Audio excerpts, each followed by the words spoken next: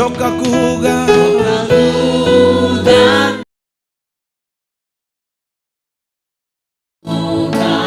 Watuire mogo daithi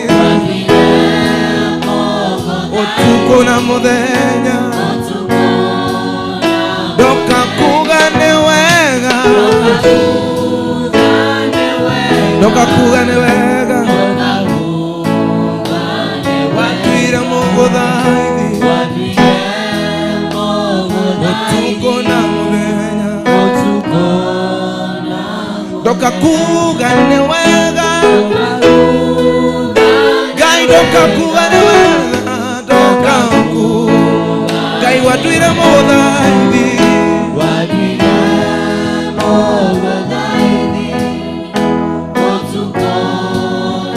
Doka kuga ni wega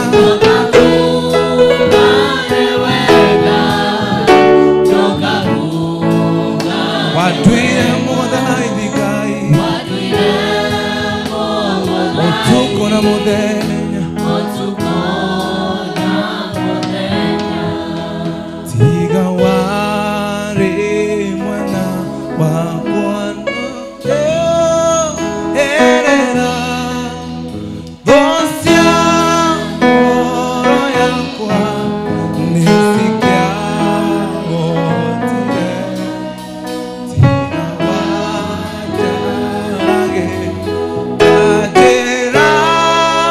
Gatere Monte mekekanga Negonyone Igawari mwana wakwa Herera Dosia oro yakwa nisikia otire Tiga wajarage Kajera katere Mode mekekanga Negonyone Igoro Nyama odo modewe Wegai Wekaga Magaranya Oyorete Nandekyo koro yakwa Ei hoire Gekano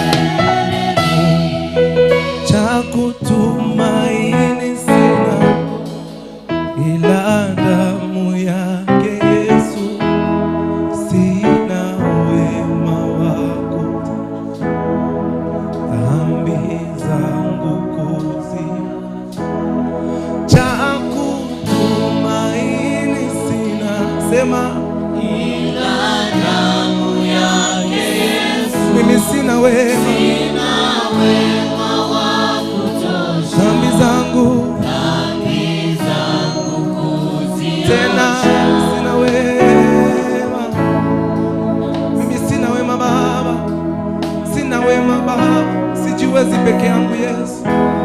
Ninakuhitaji Baba, uniongoze Baba. Ninakuhitaji Yesu, unishike mkono. Na kwa nguvu za kibinadamu siwezi toboa Baba. Ninahitaji unishike mkono. Nahitaji unionyeshe njia Baba yangu.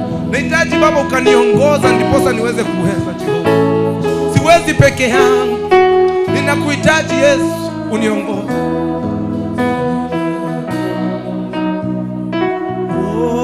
Cha kutumaini sina, mwambie Yesu. Sina damu yake, sina wema wa kutosha, dhambi zangu mimi, oh Yesu, cha kutumaini sina Baba, sina damu yake, mimi sina wema wa kutosha, dhambi zangu Baba, oh, kwake Yesu nasimama. Sema nami, ni wewe peke yako mwamba, wewe mwamba imara, nikiwa kwako ni salama Yesu. Oh, kwake Yesu ninakimbilia mimi, yeah. Ndiye mwamba ni salama, ndiye mwamba, ndiye mwamba ni salama, ndiye mwamba ni salama. Oh, kwake Yesu nasimama, ndiye mwamba ni salama, ndiye mwamba ni salama, ndiye mwamba, ndiye mwamba ni salama. Sema kwako e Baba nakimbilia Yesu, ndiwe mwamba ni salama, ndiwe mwamba, ndiye mwamba ni salama, ndiwe mwamba, ndiye mwamba ni salama. Sema njia yangu iwe ndefu, yeye unipa wokovu, mawimbi yakinipiga, nguvu zake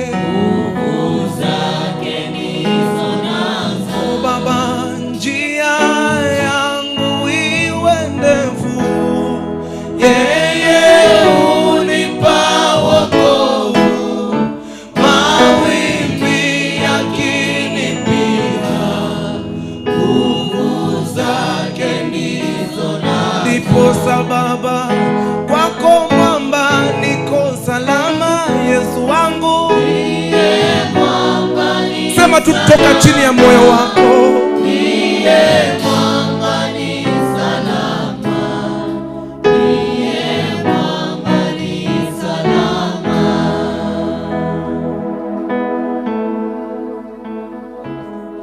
Ndiye mwamba ni salama, ndiye mwamba ni salama, ndiye mwamba ni salama. Yesu unaweza, unaweza, mwambie Baba unaweza, unaweza Yesu, unaweza Baba, Baba wastahili, wastahili Yesu, wastahili, wastahili Yesu, wastahili Baba, wastahili, wastahili, wastahili Yesu, wastahili, wastahili. Ye Baba unatosha, unatosha, unatosha, unatosha, unatosha,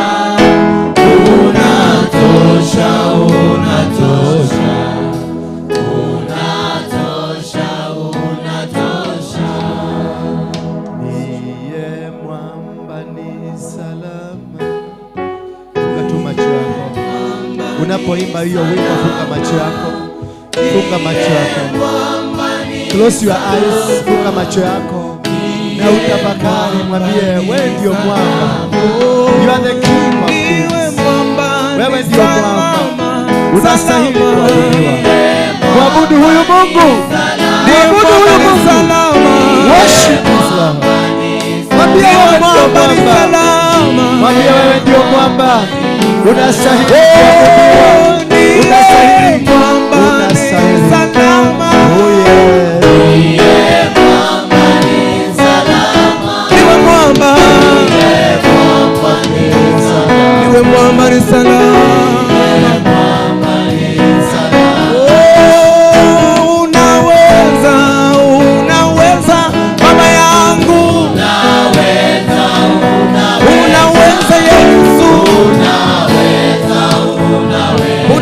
Baba, Yesu unaweza mambo yote. Baba unaweza, unaweza, weza, weza, unaweza, unaweza. Yesu unaweza, unaweza,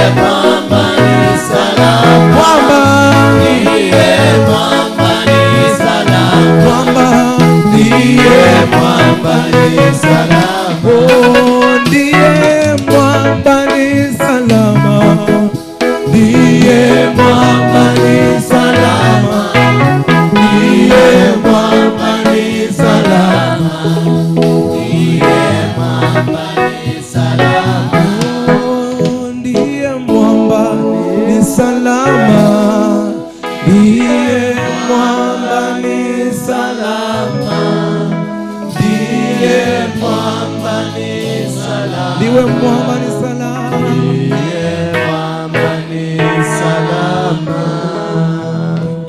Tafakari tu hayo, ni ya mwamba ni salama. Taendelea tunaimbaji, tafakari hiyo. Ndiye mwamba aliye salama. Wewe tu Mungu, fungua tu kinywa chako, mwambie wewe ndio mwamba. Wewe ni mwamba maisha yangu. Wewe nikiwa chini yako nina uwezo wa kustahimili nguvu zozote za giza. Mwambie nikiwa chini yako ninaweza. Mwambie nikiwa chini yako nina uwezo. Mwambie nikiwa chini yako sina nguvu nyingine naitegemea, na kutegemea tu wewe. Yeyusha moyo wako, weka moyo wako tayari, Mungu akaweze kukubariki. Mwambie wewe tu, wewe tu unastahili, wewe tu ndio unastahili, wewe tu ndio unastahili, wewe tu ndio. Wewe ni Baba wa haki, wewe ni Baba wa haki, wewe ni Baba juu ya mababa zote. Una uwezo, una uwezo, una uwezo. Ndiwe mwamba ni salama.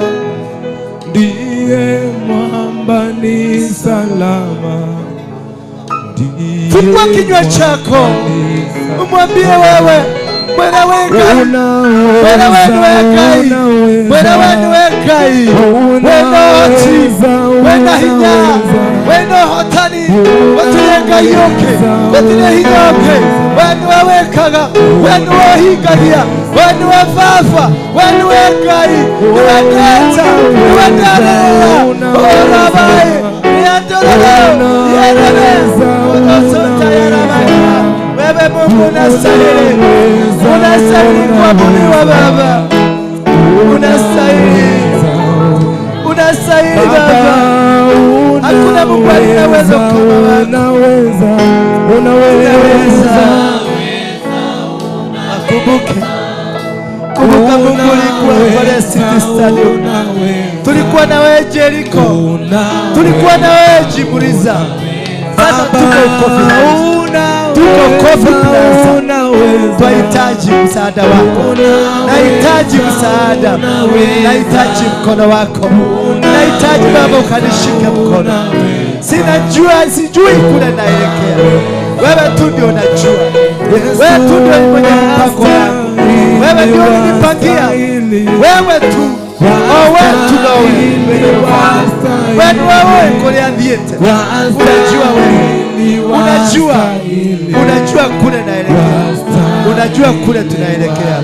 Unastahili kuabudiwa, tunakuabudu. Naunganika na makerubi na masirubi na maelfu ya malaika waliosujudu mbele zako Baba. Holy Father, you are my friend.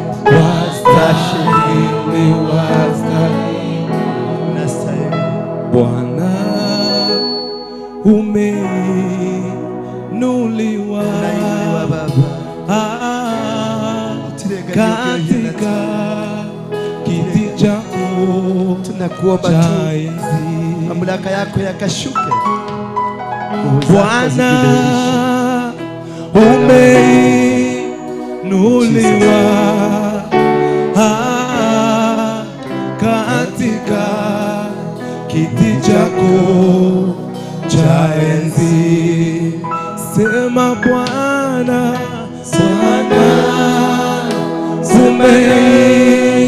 umeinuliwa katika kiti chako cha enzi. Mwambie sema na mimi, Bwana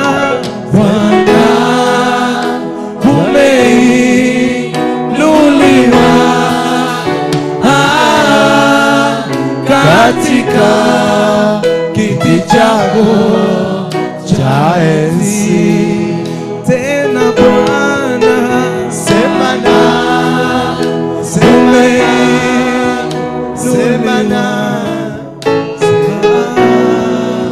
katika kiti chako cha enzi. Sema na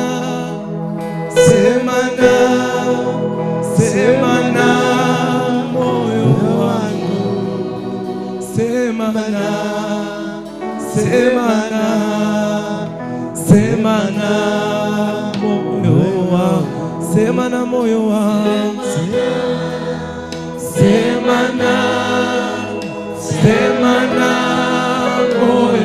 sema na moyo, sema na moyo Baba, sema na moyo, sema na moyo wangu, sema na moyo. Oh Baba, sema na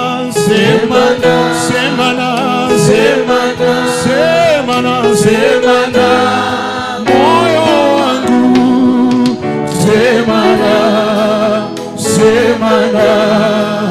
sema na moyo. Oh Baba, sema na moyo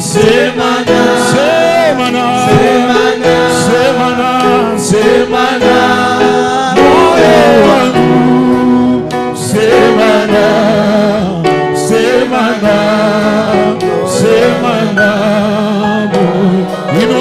Oh, sema na, sema na, sema, sema, sema na moyo wangu, sema na, sema na, sema na moyo. Baba, sema na, sema na, sema na, sema na, oh, sema na moyo wangu, sema na, sema na, sema na moyo. Sema na mimi Bwana, sema na, sema na, sema na moyo wangu, sema na, sema na, sema na Baba, sema na. Inua sauti yako, mwambie Bwana, sema na moyo wangu, sema na, sema na, sema na, sema na, sema na moyo. Baba, sema na, sema na, sema, sema na moyo wangu, sema na, sema na, sema na moyo. Bwana, usinipite, sema, sema na, sema, sema na, sema na, oh, sema na,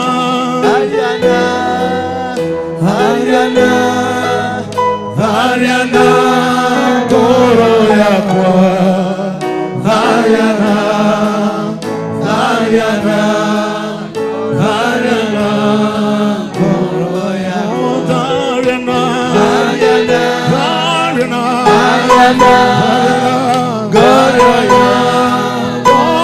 yakwa, Ariana, Ariana.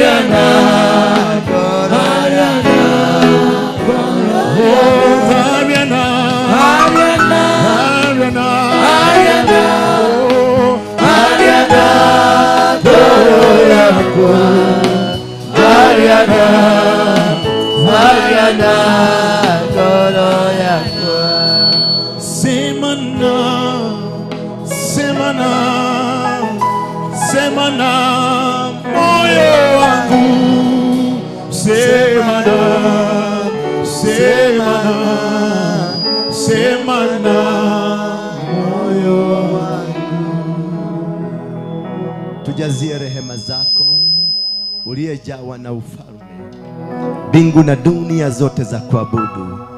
Mamilioni ya malaika na maserubi na makerubi wote wanakuabudu. Tutashikana mikono pamoja na wao, tunaunganika pamoja na wao, tuasema unastahili kuabudiwa. Tunasema wewe ni msafi, tunasema wewe ndiye Mungu. Hakuna Mungu mwingine, hakuna mamlaka nyingine imeshinda yako. Wewe tu ndio unaweza. Hatuwezi bila wewe, hatuwezi kusafiri. Musa alikwambia hawezi kuondoka bila wewe. Hata sisi tunaunganika na Musa, tunasema hatutaondoka bila wewe. Tushike tu mikono. Ulimwambia Joshua asifadhaike wala asiogope, maana uko pamoja na wewe. Pia sisi tuko pamoja na wewe, maana umetuahidi tusifadhaike wala tusiababaike. Mkononi mwako tunalalia, miguuni mwako tumekaa. Unastahili, unastahili, maana wewe ni Jehova. Unastahili, maana wewe ni Jehova Rafa. Unastahili, maana wewe ndio mtuliza wa bahari. Wewe ndio mtuliza wa bahari. Wewe ndio mtuliza wa bahari. Bahari zote zimetulizika kwa sababu yako, mtuliza wa bahari. Baba, jina lako liinuliwe. Salama rohoni, ni salama rohoni mwako. Salama, salama, salama rohoni, ni salama rohoni mwako. Sema salama, salama, salama rohoni, ni salama rohoni mwako. Ni salama, salama rohoni, ni salama, salama rohoni mwako. Moyoni mwako Baba tuko salama, mikononi mwako tuko salama. Hakuna kwingine kwa kukimbilia ila kwako. Jina lako litukuzwe, ufalme wako na uwe pamoja nasi. Baba, katusamehe dhambi zetu. Tumekuja hapa tunahitaji kuponywa, maana wewe ni Jehova Rafa. Boma zetu zina ugonjwa, mili yetu imegonjeka, biashara zetu zimegonjeka, hata huduma imegonjeka. Wewe ndio salama. We surrender to you. I give it all to you. I surrender it all to you. Holy God, I surrender. I surrender all to you. Everything I give to you. I surrender all to you. Give it all to God. Everything I Give it everything to Jesus. I surrender. I surrender all to you. Come on, everybody, surrender to Jesus. Everything I give. Everything I give to you. Oh, yes. I surrender. I surrender all to you. Everything I give to you, Jesus. Everything I give to you. Oh, yes. I surrender. I Surrender. all to you. Come on, everybody, surrender to Jesus now. Everything I give to you. I surrender. I surrender. I surrender all to you.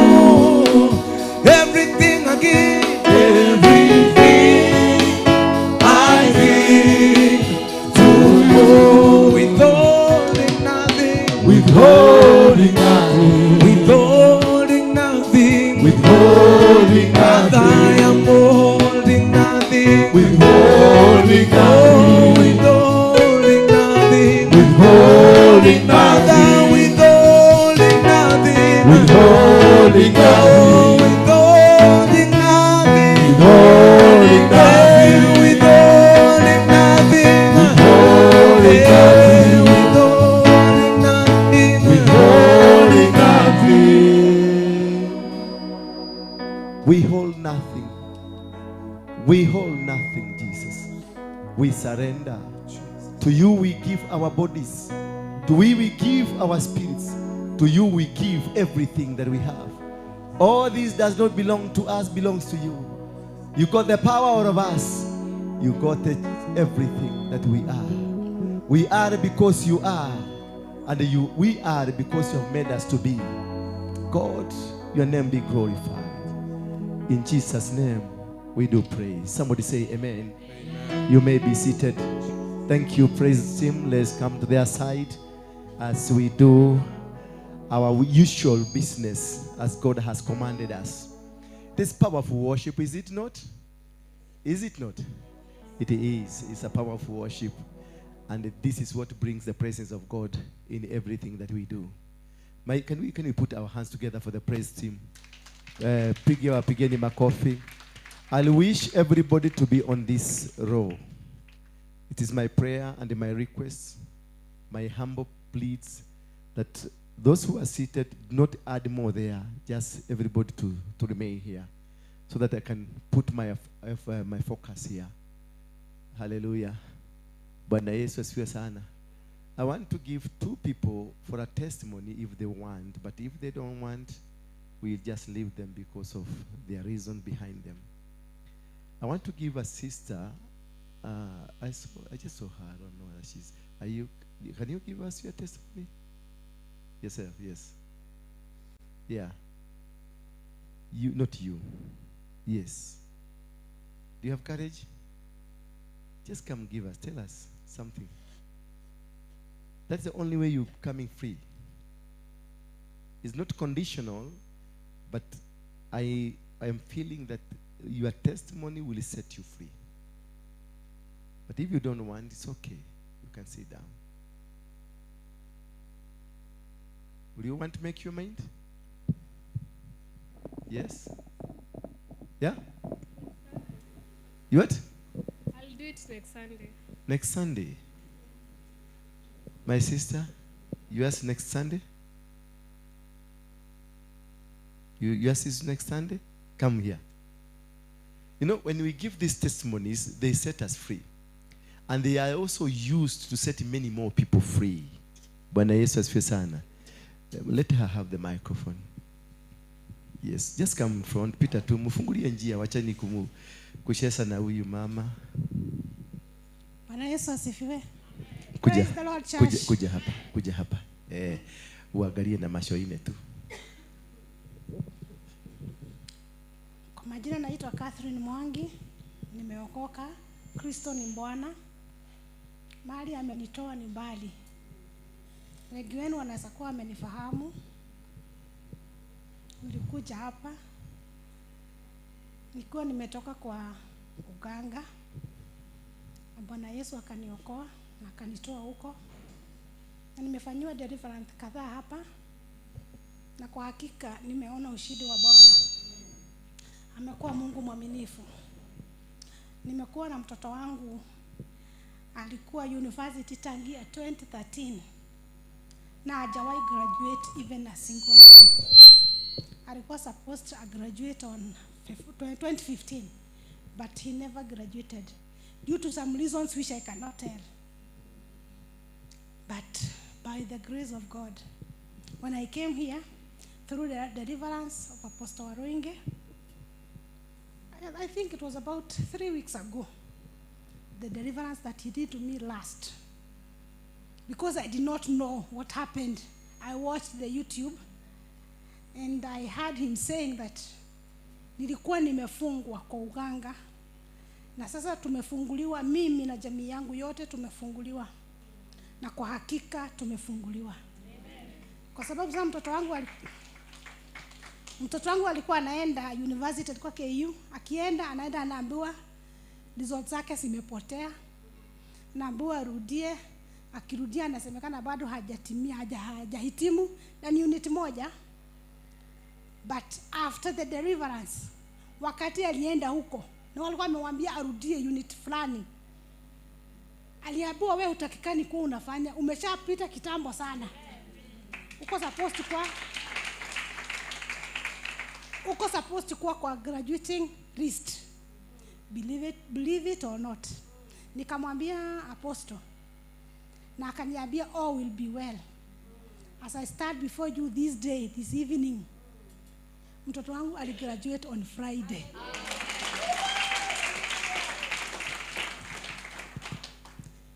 But before that Friday, mimi nilikuwa nimekuja hapa on Saturday, I was here. Niko leave. Nikasafiri nikaenda nyumbani after church. Nikaenda nyumbani the following day. Kufika nyumbani nikapigwa simu, nikaitwa kazini. nikaambiwa natakana kwenda kufanya promotion interview. Na hii promotion nilikuwa nimefanya 2018-2019. Kitu chenye kinitupeleka mimi kwa uganga. Vile mnaniona hivi, I was in a wheelchair. Mrs. Karanja is a witness to that. 2018-2019 I was in a wheelchair. God healed me. But kwa pita hapa na hapa nikajikuta bado niko wapi? Kule kwa uganga. Utamaduni. Na nilikuwa nimeokoka kabla ya hapo. Lakini wacha niwaambie wapendwa, Mungu anaposema ati onogera orere kwa ngoma no yagukuruta kuo. Hivyo ndivyo alinifanyia. Amenitoa huko. Na huko sirudi tena kamwe. Sasa hiyo promotion nikafanya on Wednesday. Friday my son akagraduate. Nilikuwa na jamii yangu pia walikuwa wamewekwa korokoroni. Na nikupitie tu hiyo maneno ya uganga tu. Lakini the previous time wakati walipewa board ilikuwa ya 200,000. Wakati tumeappeal tumekuja hapa tumeomba na Apostle akaniambia niende mchanga wa kwetu kwa sababu kuna kile kinatufunga mahali kitovu chetu kiko. Akaniambia nilete mchanga. Tukakuja nikaleta hiyo mchanga hapa. Tukaomba na akaniambia nitoe sacrifice. Aliniambia sacrifice hakuambiangi ni pesa ngapi. Ni wewe mwenyewe vile Mungu atakunenea utatoa kulingana na hivyo. I did it. Wapendwa msipende muamini ama msiamini. Hiyo Wednesday nilikuwa nafanya hiyo promotion board interview. Naye my sister alikuwa before judge. Na tumeappeal. Walipewa na tulikuwa tumeambiwa na advocate wetu kwa sababu sasa ilikuwa imesemekana 200,000 akatuambia sasa tutafute kitu cheche kiko na dhamana more than 200,000 kwa sababu sasa hii ni appeal na ile nyingine ya kwanza walipewa board ya 200,000 kwa hiyo tutafute something more, the value is more than 200,000. Nikapeleka gari yangu huko, nikapeleka title huko na wengine wakatoa tukigojea. But people of God, you know what happened? They were given a board of 50 Kenya shillings. 50,000 Kenya shillings. Na ni appeal, na appeal nitakana iwe higher than that. 50,000 Kenya shillings. Mimi huyu Mungu sijui niseme nini kwa sababu yale ametenda. Nilikuwa nimefikiria huko nilikuwa ndiko Mungu wako. Lakini wapendwa msidanganyike. Mtumainie tu huyu Mungu. Ni mwaminifu kwa wakati. Nimefanya board on Wednesday and I'm 100% sure that one it's already mine. It's already mine. And I'll come here to testify the goodness of the Lord in the land of the living. Because hivyo ndivyo Mungu wetu alivyo. Thank you. Ni mkuu. Na Bwana Yesu awatende na atende mema. Kila mtu atulie tu. Na mtauona mkono wa Bwana. Wacha niimbe tu ni moja. Egugate todo ciugo cia kanwa itira igana gukwira ria Ngai unjikira todo ni manene udutete kura ya mwathani kinya ngoro yakwa gocaga Jehova ndukana riganirwo. Thank you. Mpigeni Yesu makofi. Hallelujah. Bwana Yesu asante. This is not an ordinary woman. This is not an ordinary woman. But kumbuka, they were all, the sister and the son in prison. Yourself at work, no promotion forever. Your son waiting for graduation for 8 times without being listed. Every year, your name is not there. Ni mchanga tu tuliitisha. And that was it. Yeah, that was it. So when I ask you to give testimonies, because I know some people wako hapa ambao mumefungwa lakini imekwamilia mahali. Just to give you hope that God is still working on you. Bwana Yesu asifiwe sana. God is still doing something. Don't worry. Yeah, we have prayed, just go wait for this time. God is coming. Don't worry. Hallelujah. Anyone with a testimony? Wewe kaa chini. Wewe ninajua mambo yako, kaa chini. Yes, ngoja kaa chini. Anybody else? Anybody else apart from him? Kuja. Hata wewe utakuja. Kuna kitu nataka useme na itatusaidia. Kuja tu. Kuja. Hii asade pana. Ni hapa leo. Kwa sababu najua mimi nimeambiwa anga yako imefunguka, but until you testify. That is how your breakthrough will come.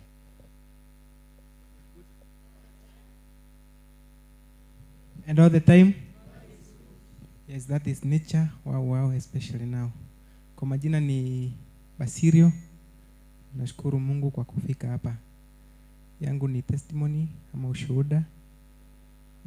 Mwezi mmoja ama miwili iliyopita, wakati grade 6 walikuwa nafanya exam, nilileta mtoto wangu hapa kwa sababu nilikuwa nimemsikia Apostle kwa YouTube. Wakati huo nilikuwa na wakati mgumu sana. I was almost killing myself. Kuna bridge fulani na kuanga Kilifi. Mimi naishi Kilifi. I was thinking of throwing myself there, lakini naona bado wakati wangu haujafika. So nilipomsikia nikasema nitaandamana na mtoto wangu akikuja kufanya exam nije nimtembelee. Nilitumia ile namba iliyo pale kwa YouTube, akanielekeza, nikakuja hapa. Jambo ambalo linileta hapa kuu, nilikuwa nimeandamwa na madeni mengi sana. Lakini deni lililonisumbua ni la suppliers wangu, ambapo nilikuwa naona nikitowatimizia ahadi zao, biashara yangu ni kama ingekufa. So mimi nilikuja nikiwa na tazamia nitaongea na mchungaji. Nimeacha wachungaji wengine wote huko Kilifi, si kuongea na mtu yoyote, si kuambia mtu yoyote story yangu. Nikakuja nikaongea na Apostle. Kunipa nafasi ya kumwambia ile 60,000 anisaidie. Nilikuwa nataka tu 60,000. Tulipoongea, tukakuja tukafanya maombi hapa. Kaniambia niende, nitapigiwa simu mingi sana na nitaonekana kwa TV.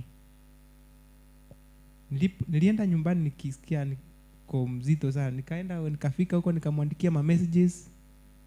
Hakujibu. Nilitaka tu niongee na yeye anisikie tu, nimwambie nisaidie na hiyo 60,000, niende nisaidie wao. Lakini sikupata hiyo nafasi. Nilienda moyo wangu ukiwa mzito. Nikaenda bado nikangojea mwezi mmoja kaisha. Bado si kuona majibu. Nikauza pikipiki yangu moja. Zile shida zangu hazikuisha. Last Wednesday nikapigiwa simu kutoka kwa Biu sasa, ikiniambia kwamba nimewini 500,000.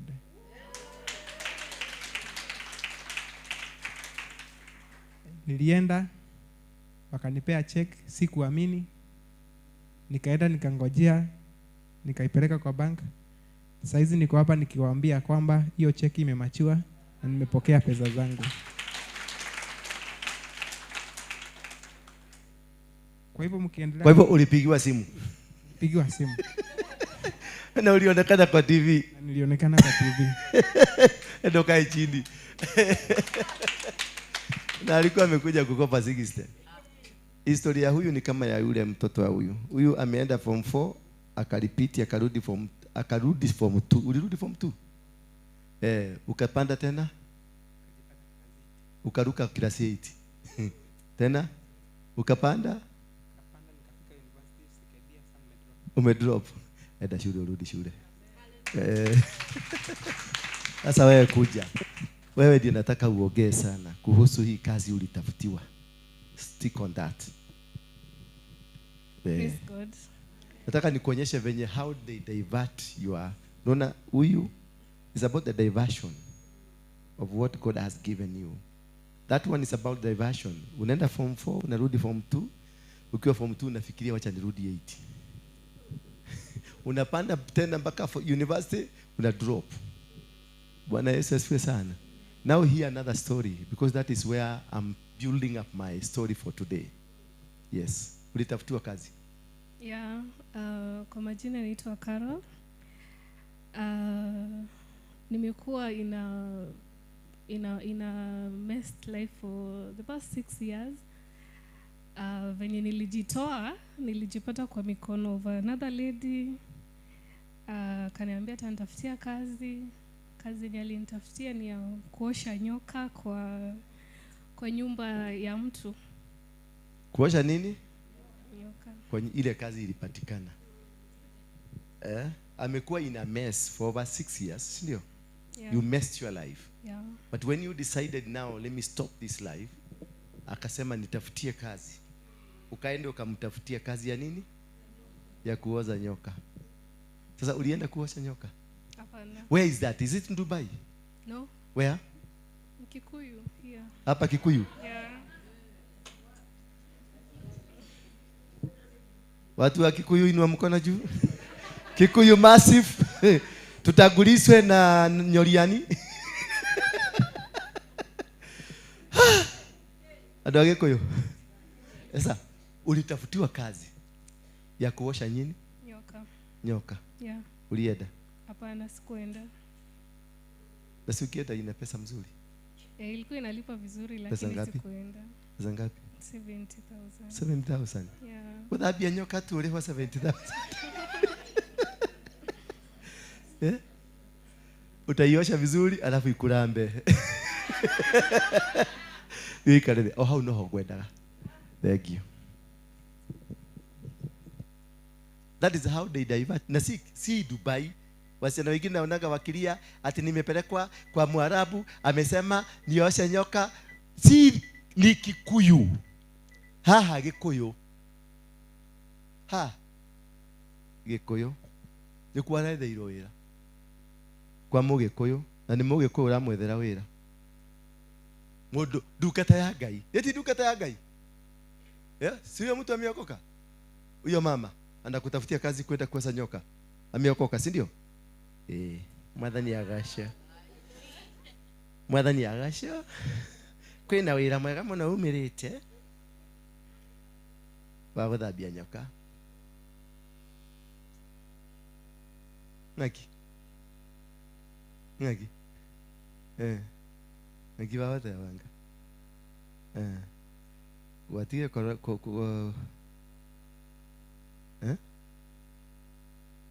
bado zinakuja. Ingigoja.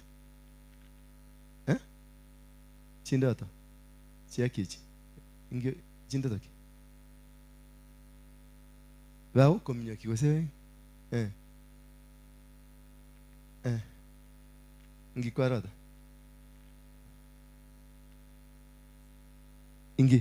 Injugoja.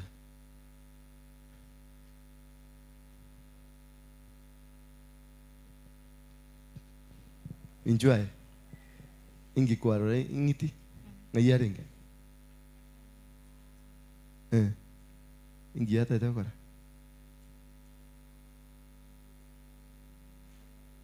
Abangina.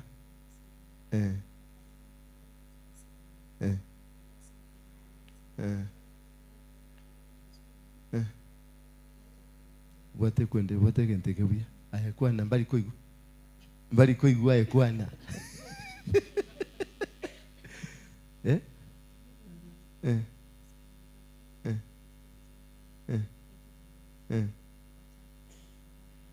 Abangi nau. Nau abwate ngiti. Kwane gente kiwana. Gekwanega. Gekwanega. Wango kaki watonyarire. Gekwana etia ukumi. Mbao kwa kenda. Kwana una kwa gente kina kiaenda. Bwana Yesu asifiwe. Asifiwe tena. Mimi nimeokoka lakini niliokoka juzi, sijaokoka sana. Ni wewe uko kama mimi. Hujaokoka sana kama mimi. Asante, tuendelee. Nataka watu kama hawa hawajaokoka sana. Watu wako na struggle ya kutafuta Mungu. Tuendelee. Mimi nilikuja kwa hii church. Shika microphone vizuri kama mtu ataanza kuhubiri kutoka leo. Nilikuja juzi kwa hii church. Na kufika kwa hii church ni Mungu alinidirect. Unaitwa nani? Nancy Nyaboke. Nyaboke kutoka wapi? Nyamira. Nyamira. Hiyo lugha tunaongea na wewe. Mimi najua Kisii. Ninaongea vizuri. kama mugaka. So ni Mungu alinidirect kwa hii church. Sijawahi watch YouTube, sijawahi muona mahali, lakini nilikuja tu. Ni dream ilinipata ndio nikakuja kwa hii church. Sijawahi enda church yoyote. Sasa vile nilikuta kwa hii church, dreams zinanikujianga. Na ninaona tu, hata nitaweza kuona tukiongea na wewe, lakini sikujui. Sasa siku ya leo, juzi before ifike siku ya leo, juzi tu ilikuwa Thursday. Niliota wa mama wa hii church. Nitaweza kukuona tu sura, lakini sikujui. Hao wa mama wanakujanga ni wazuri tu. Lakini wakitoka hapa wanaendanga kwa club.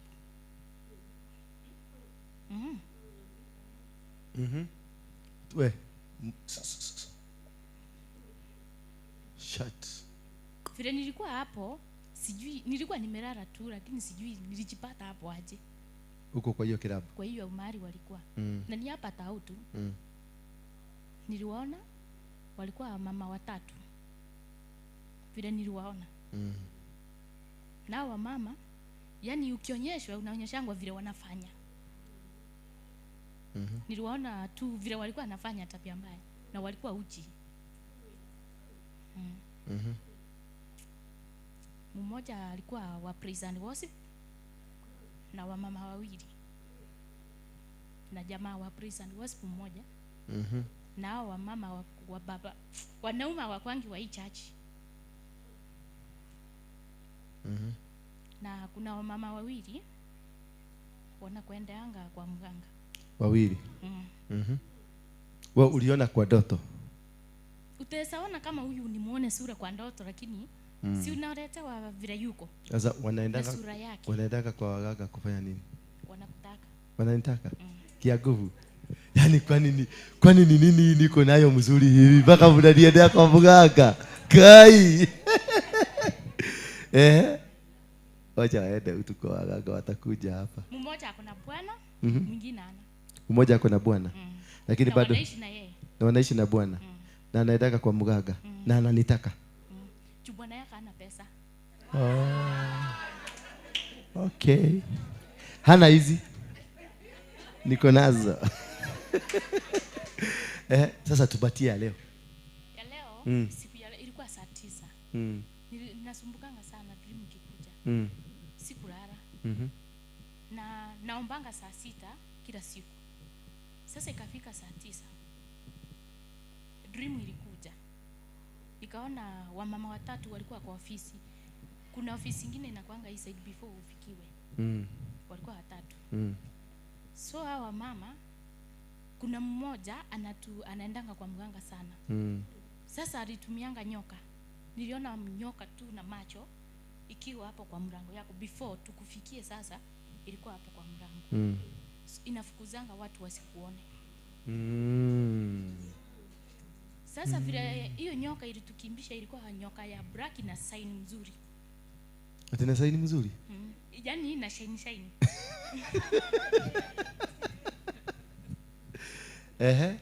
Vile tulichomoka tukikimbia, maaskari walikuja. Maaskari 7. Kila askari alikuwa na bunduki. Tulikimbishwa. Nyoka ile ilikuwa inawakibisha? Tukitoka before tufike kwa mlango tukapata na maaskari 7. Wakiingia wakatuacha sisi tukaenda, waliingia kufuruga watu. Na ilikuwa vita kwa hii church na maaskari. Nao wamama walishutiwa. Hao watatu. Nao maaskari walikuwa wamevaa nguo za green na walikuwa na mapunduki. Walikuwa na nguo za green na walikuwa na bunduki. Sisi vile tulichomoka tukafika stairs, tulipatana na watu watatu wanavaa nguo za white kutoka juu hadi chini. Na before tufika hapo, sauti ya mama iliniongelesha. Kaniambia usiogope, niko na wewe na hakuna kitu kitafanyika. Na hiyo kitu wanataka hawataipata.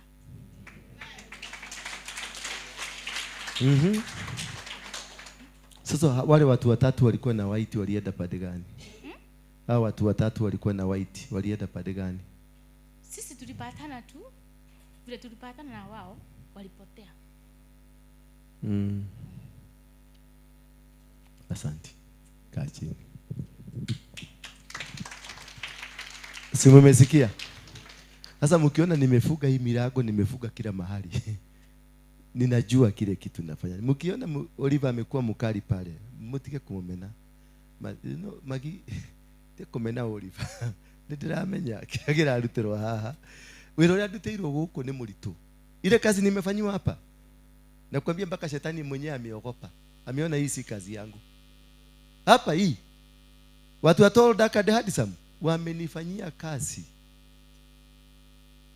Si eti siwajui, ninawajua. Ndio naona ninajaribu kuweka milango mingi na mimi naweka Oliver pale. Lakini uzuri umesikia walikuwa watu askari wako na nguo ya nini? Hao ni malaika, ni malaika. Malaika. Wao. Bwana asifiwe sana. Na hao mama walishuti? Na watashuti? Yes. Alafu akakutana na watu wako na nguo ya Hawaii. Hao ni marai wama Bwana Yesu asifiwe sana. Na unasikia watu wanaenda kukunywa po, na wamama wana kanisa wanaenda kukunywa po, na wengine wameola lakini wanataka daka dayo hadi sam, lakini yako na bwa. Haleluya. Bwana Yesu asifiwe sana. Mungu anaruka huko. Just resign. Take waste time. Just resign. I can assure you 100%. I've been tested. Kama kuna kitu najua nimequalify ni wanawake na pesa. Hiyo nimepita mtihani. Yes. Hiyo usijaribu. Where don't waste your time. Yeah, ask wale wamenikaribia na tumetembea na wao. Akina Hawa. Waulize tu. Walinyemelea wakanyemelea, it didn't work and it has failed completely. Hapo nimepita. Hiyo sina wasiwasi. Na pesa hii yenu ya kanisa, uliza kinaani watakwambia. I don't. You cannot bribe me with money. Kuna mama aliniletea hapa 3 good million. Bob, 3. Tuende naye kwa kitada. 3 million. Tuende naye kwa kitada na gari Range Rover Sport. Mama ako na hizi vitu. Tiga tofela tu twanyumuga haha. Ako na hizi mangondo. Ako na hizi. Kwake pesa si shida. Pesa ni who to use it. Bwana Yesu asifiwe sana. And yes, who to use in a man ati it on. Kumbe mnajua. So watu wa Acc No, don't waste your time. Please. Hiyo wacheni tu ama endeleeni uone kama utafaulu. You won't make it. Nimepita kutoka kwa Mogeke kukuja huko. It is something that I've struggled and I've won the battle. Yes. Kama ni pesa, so big deal. In one single time nilikuwa kwa account yangu iko na 250 million bob. Na sikulinga. Sikulinga. Hakuna pesa unaweza kuniekelea kwa meza ini blink hivi. There is nothing. No. That's why we say I give. Because my God gives me. My God gives me. Nikitoka hapa by the day tufike jioni, kwa simu yangu haitakosa 200,000. Kwa simu yangu haitakosa. Na si mtu nimeitisha. Ninapatiwa tu, na nikipatiwa hizo 200,000, Mungu ananiambiaga hizo ni za kitu fulani. Bwana asifiwe. And I do it diligently, accurately, and to where it is deserved. I cannot give you a penny hata kama ni kukufa na kufa if God has not instructed me. I will let you die. Nitakwenda kwa banki nitoe nini? Pesa ya kuchagisha saduku. Hiyo nitatoa. I can't give you if God has not told me. I can't. Siwezi kukula. Mtoto wangu hajawahi. Naona huyo joroge wangu hajawahi kula pesa ya kanisa hii hata ndururu. Tugeka hii nyamami. Mtoto wangu Joro hajawahi kula a single cent from this church. Dari aria. Na dakaria, na ciana ciakwa itikaria mbeca cia kanitha. Na citikehumbaga kuoga guku. Daigure ne bado ina batia. Irora. Igino yene.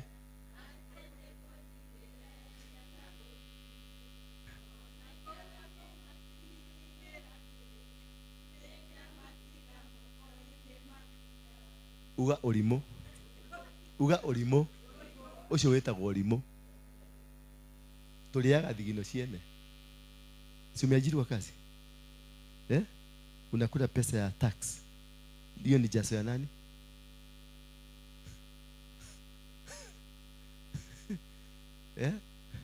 Hiyo ni jaso. Thigino cia andu no nginya tulie tondu mbeca ciumaga kuri andu cigathi kuri andu. Andu bro ina kwatiriri. Ndirarigana. Rathima mundu. We. Rathima mundu. Unaijua?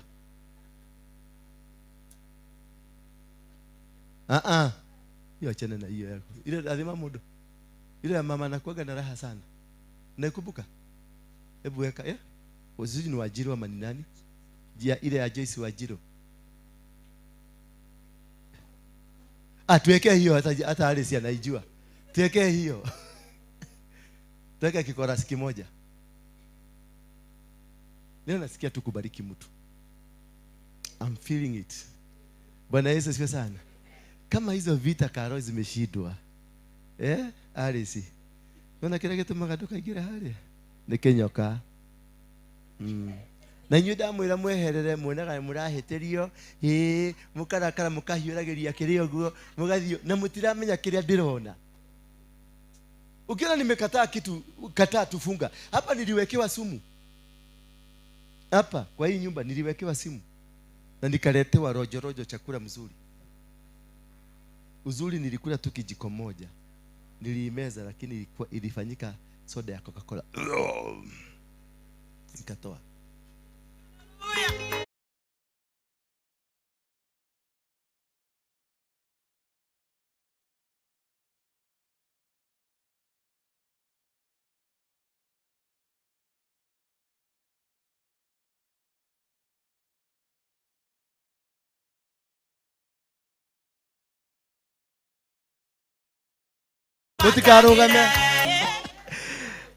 Thank you very much.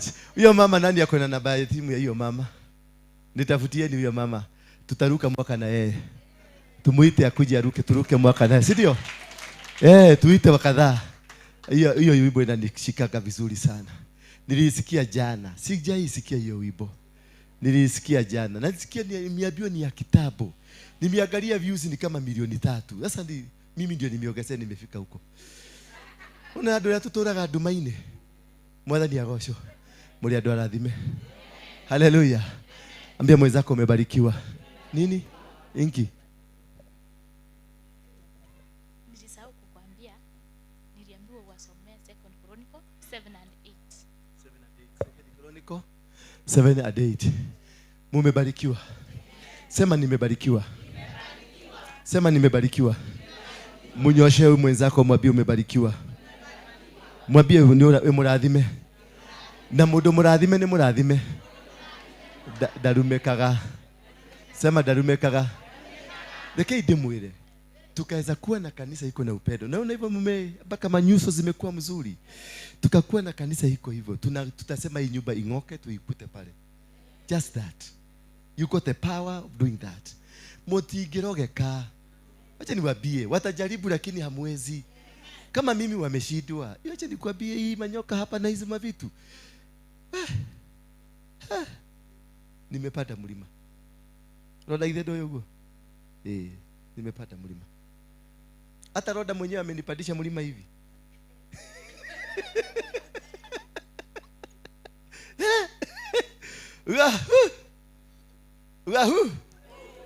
Nimepata mlima.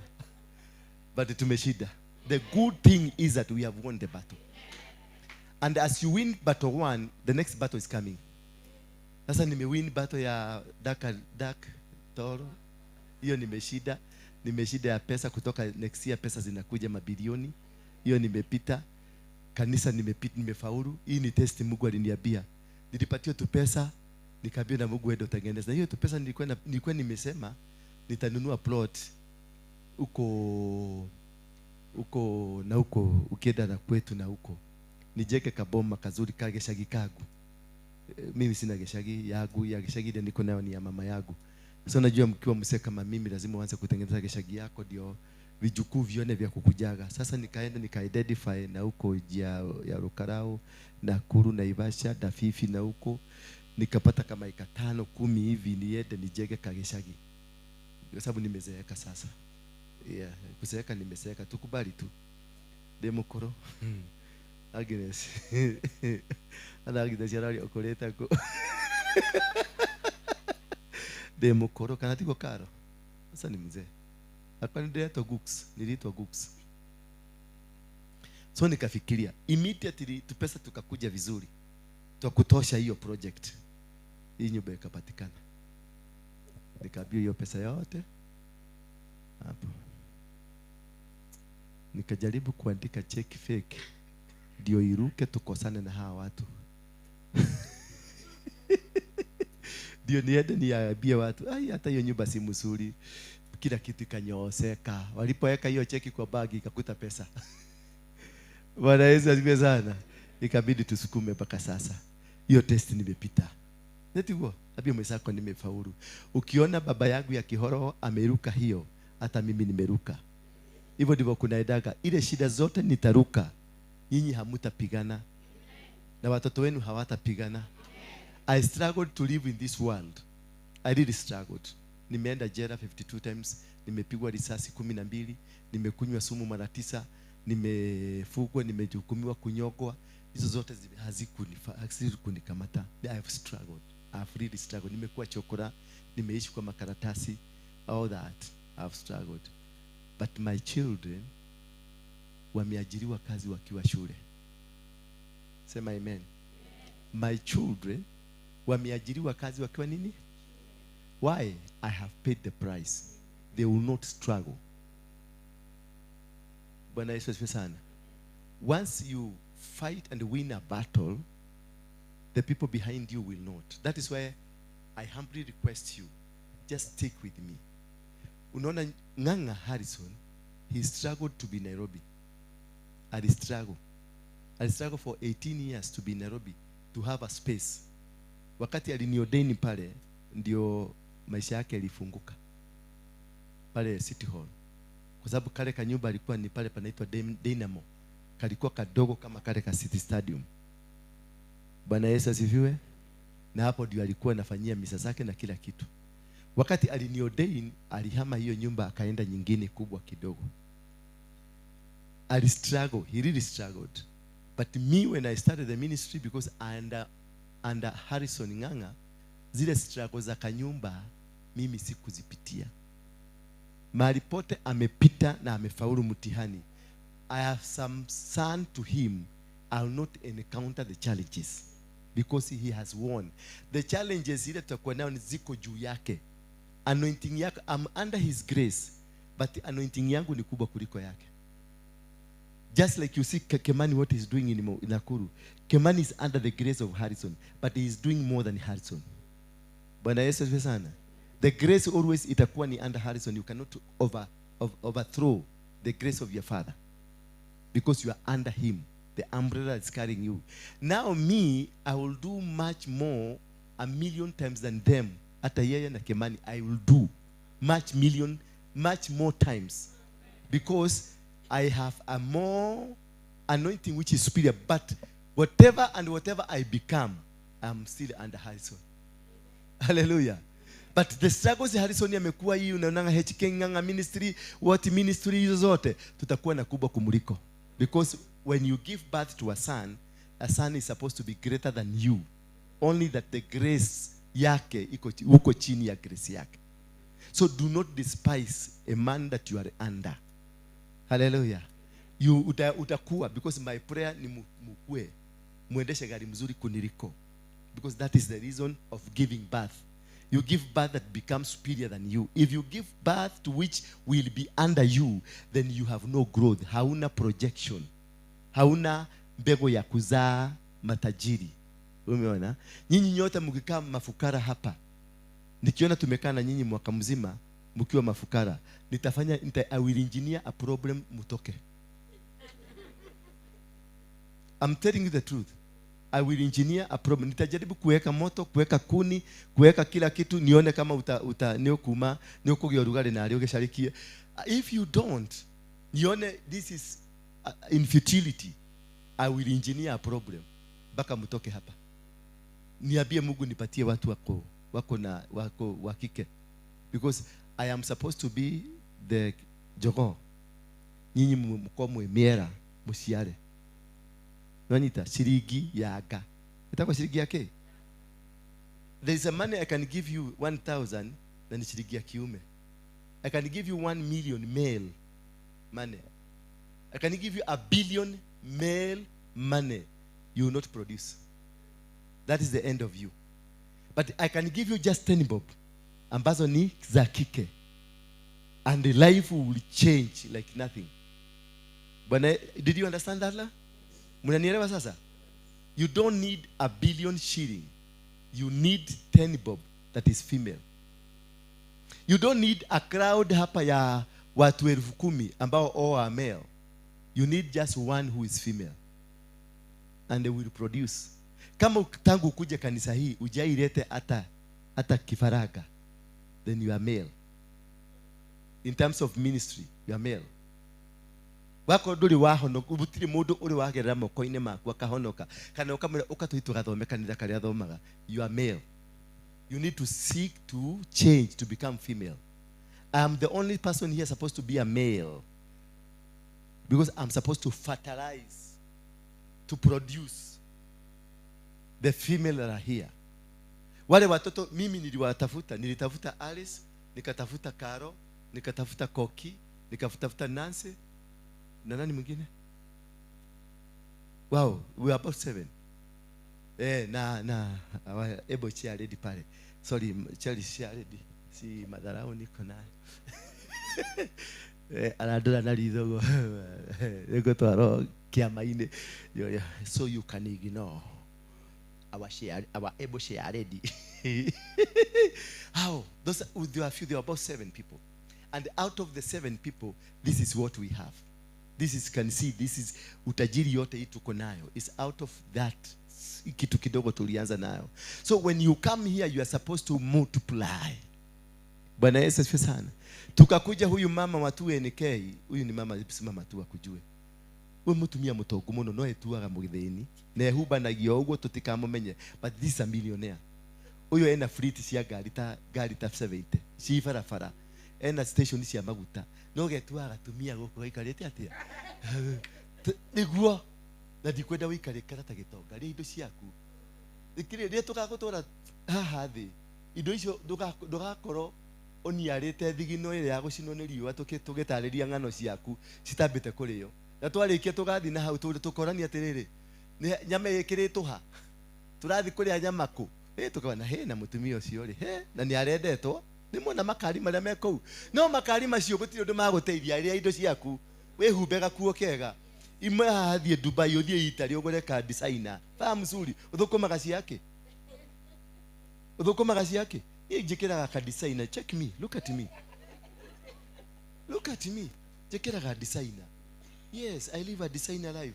Ti gwikirania makuo gukwa tenegetha muonekage te muri atumia thingu na mwina mbeca account cikomete ku ndia cikario andika kodi umwe wa guciria ndio igakorwo de ndungata ngoka ku de mutungatiri ni cia ndungata nyambe njuragirwo kaguku na thondekerwo tumatumbi twega njoke njetie cia mucara wahunjia ni ngoka na timu yakwa ngari yakwa ikiro maguta urajitiga tocirie mundu uria watiga ku ona ndungirara ona muthenya ucio wathi gukomio kihiga iguru muthenya ucio wakomio nake ni pore egukorwo akihe handu kimwe nurakemenya mutumia ni yake hurukire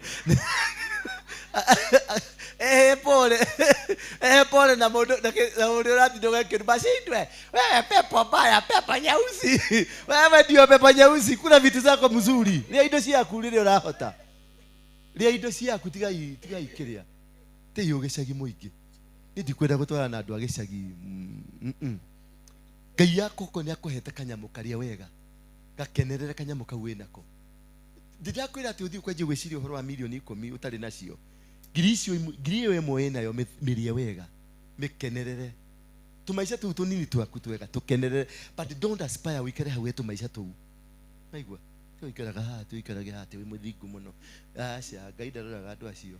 Jesu atigire mĩkora, atigire andũ athingu aingĩ mũno agĩthi kũrĩa kwa mũkora.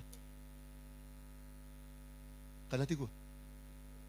Na no kuo nyũmba ĩrĩa aingĩrire atigire andũ athingu adu maikaraga na Ngai maranagiria na Ngai uguo walikuwa wanazungumza na Mungu na Mungu anawasikia. Aliwachana na hawa wanazungumza na Mungu akaenda kwa mkora kwa sababu alijua kuna chums, kuna kitu itatoka. Na agedhin si alimwambiaje? Ndio uende biguni ufanya nini? Uwekelee nusu hapa, wekelea nusu hapa. Na akaondoka na akaenda hivi, wekelea nusu. Kama unataka kuongea na mimi tena wekelea nusu. Jamali yekelea maana kuwekelea. Alafu kwani ya Yesu kubona Yesu ni mwana wa Mungu. Chagia Mungu bia Mungu ateremsha pesa. Tigai wana. Keitutoge. Ya, keitutoge. Mtigi wikara nidi kwenda wikara na gieki. Dali mugieki ni jweli na nimekula shida, nimekuwa chokora. Yes, nimedete matagine tigo goranyona. Tigo gotwa gukomithetie fegi. Ni ndagukomithirie fegi. Uyo ndari amenya nini kende mubulire nini ndagukomithirie the fegi. Yes, ndakwire milioni 8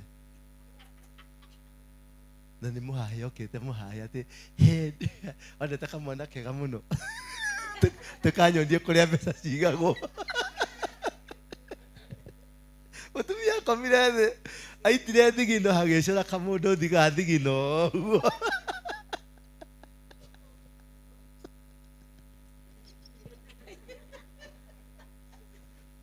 Bona kaketa guthikireria akamenya ni umenyaga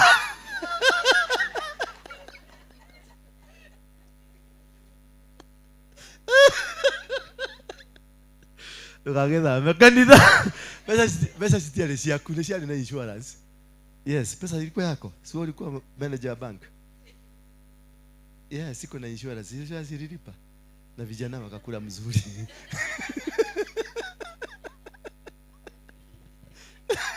Tadi takonyonia ole pesa cigago bengi tonda ani ndahingura buti ugu akiona cotton ya pesa. She was shocked. Ale Holy Family Basilica. She was shocked. She asked me, "Mister, can I talk to you?"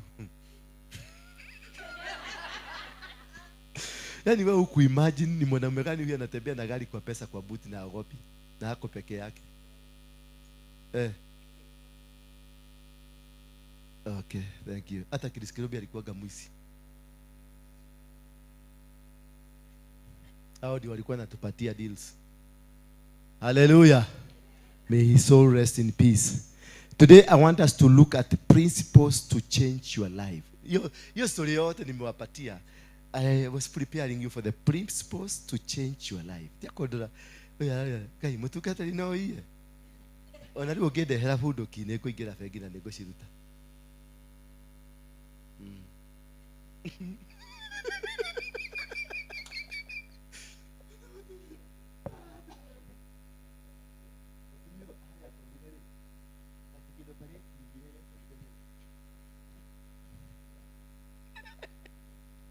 Yeah, I think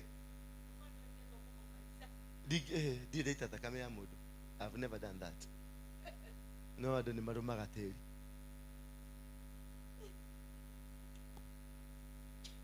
Dia siogea naweka mchaka kwa mdomo. Najua kiburithi hiyo mchaka ikienda hapa tashi.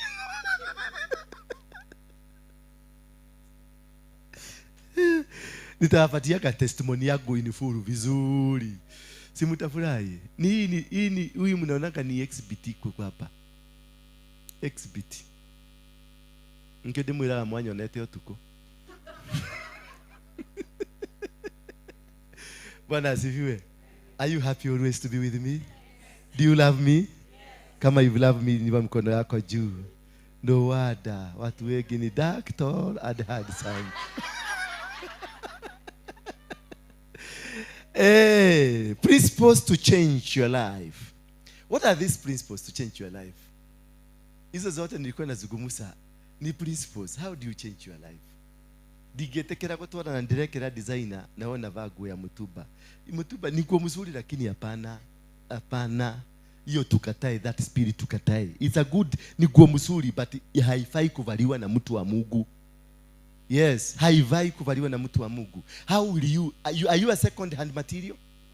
No, we are not second hand material. We are first hand material from God. We need to get the blessings from heaven correctly. Una tap the power, the authority. Because in Genesis 1, the Bible says he gave us power to dominate and to subdue the earth. If you have subdued the earth, why do you go for second hand materials? We are not supposed. This is a revolution that we must do. Unajua, I'm just preparing you because from January ndio kazi inaanza. Si tumetengeneza kanisa? Umeona nimetengeneza structures za kanisa vizuri? Tumetengeneza makabuni mzuri. Nitakuwa crazy the way I used to be in those days. Ndio mtaniona sasa. Nakumbuka ile siku nilisema hakuna mwanamke atavaa trouser Kenya mzima. Mlivaa?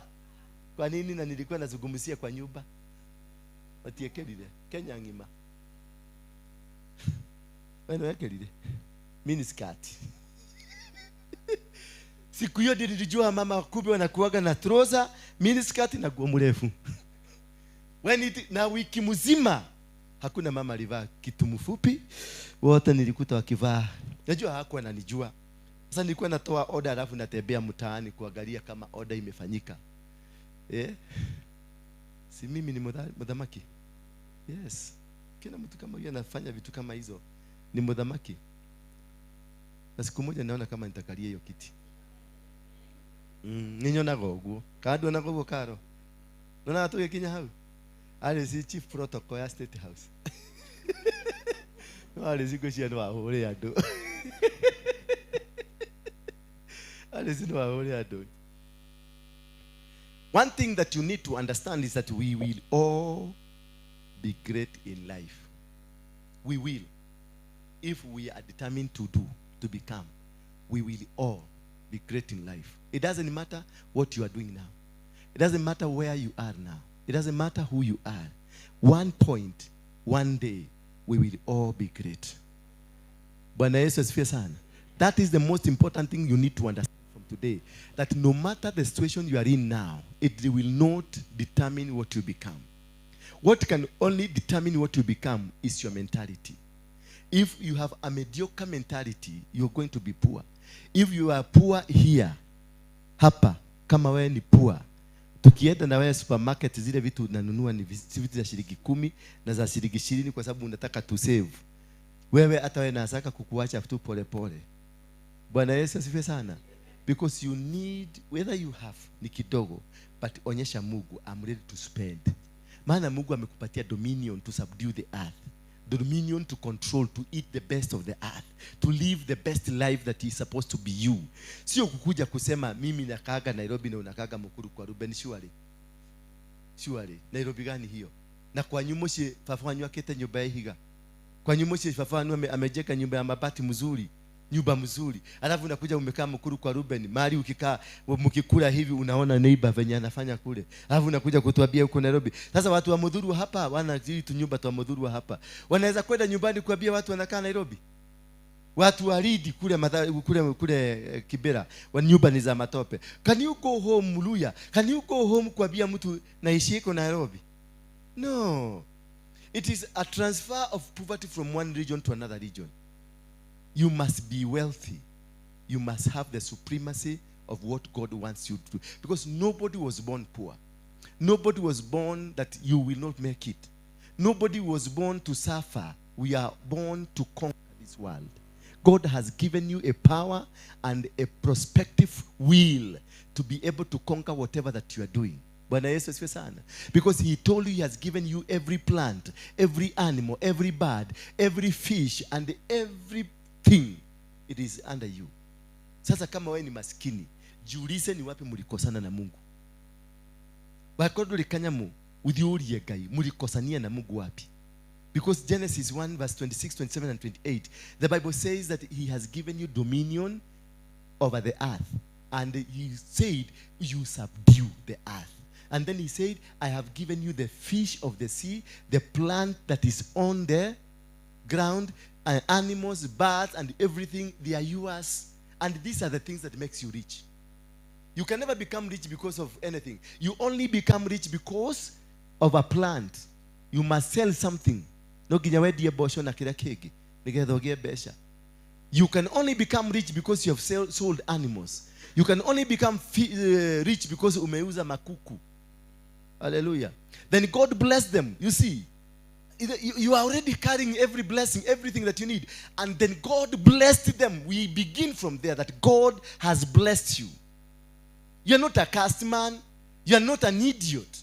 You are not somebody that is not supposed to exist. You are already blessed. That is why I will come to your bank and get money waiting for me. Yes, because I am a blessed person. Get me right or get me wrong, I am a blessed person. Whatever I want, I will get it because I am acting on the blessings of God. Wachana Ukristo kwanza. Mwizi yoyote ama mtu yote ako na properties, ako na kitu, is acting on the blessings of God. Abraham was a rich man, he was not a Christian. Moses was a rich man, was he a Christian? They applied the principles of the kingdom of heaven, not Christianity. Christianity is not the principle of the kingdom. But becoming rich is a principle. Giving tithes is a principle. Living the way God wants you to live is a principle. And it applies to every existing animal or plant or human being on earth. Rain that comes is a principle. It rains kwa mchawi na kwa mugaga na kwa murogi. It doesn't matter to him. But when you come to Christianity, it's a relationship between you and God. Christianity will never make you rich. Becoming saved does not bring any money in your house.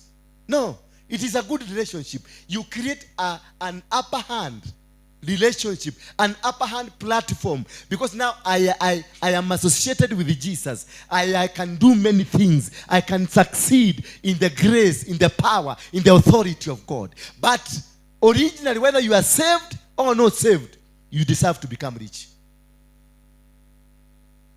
With or not going to church, you will still become rich. So, nyinyi warokore. Wacheni mkiona mtu amenunua gari mnamuita devil worshiper. Najua Wakikuyu tu ndio wajika dunia hii. Nikiwa mmoja. Ndio tunawekaka upwa, Mungu na shetani kwa sentence moja. Wakikuyu. Kai. Guyo M-pesa takoma.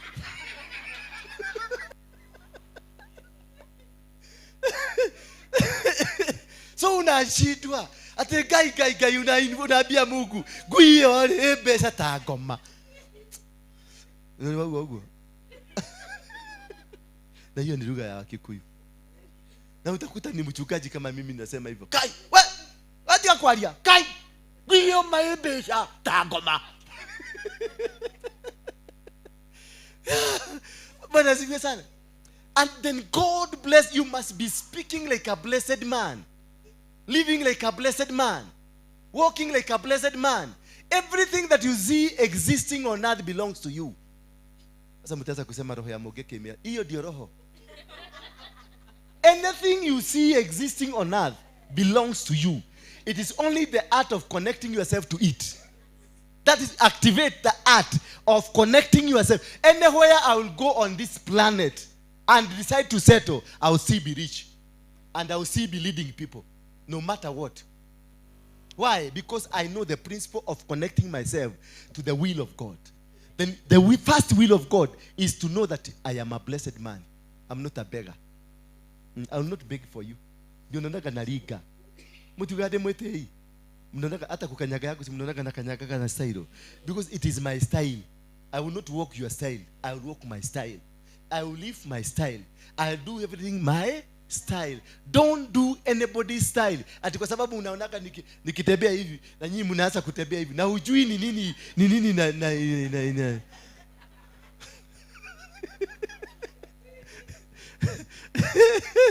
Ndamenya kana kironda ndwarite. Ndio tata mekira ragged trouser. Zile zimeraruka hapa. Ni mwenda wa simu alikuwa wao wanaitagwa homeless people in America. Wakararukiwa. Sasa sisi tukaona ni fashion. Unakuta kila mtu amevaa trouser imeraruka.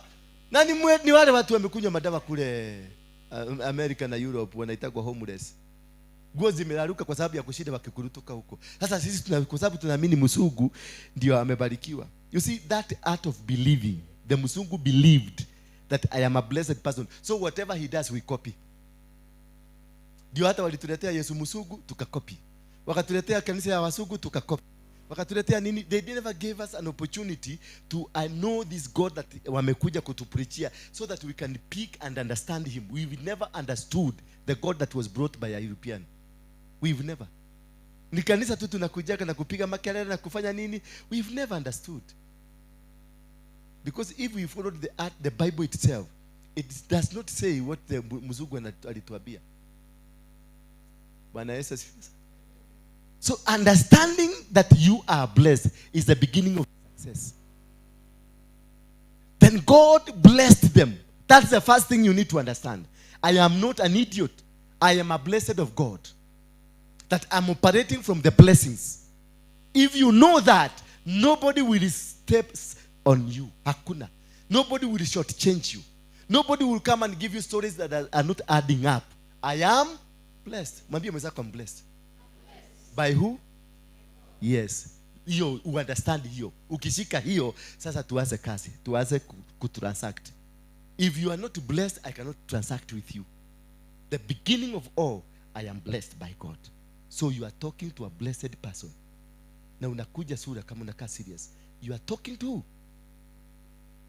You are not talking to an idiot. Yes. If you don't confess that you are blessed, you are an idiot. Because that is the beginning of your victory. That is the beginning of your winning. That's the beginning of you conquering them.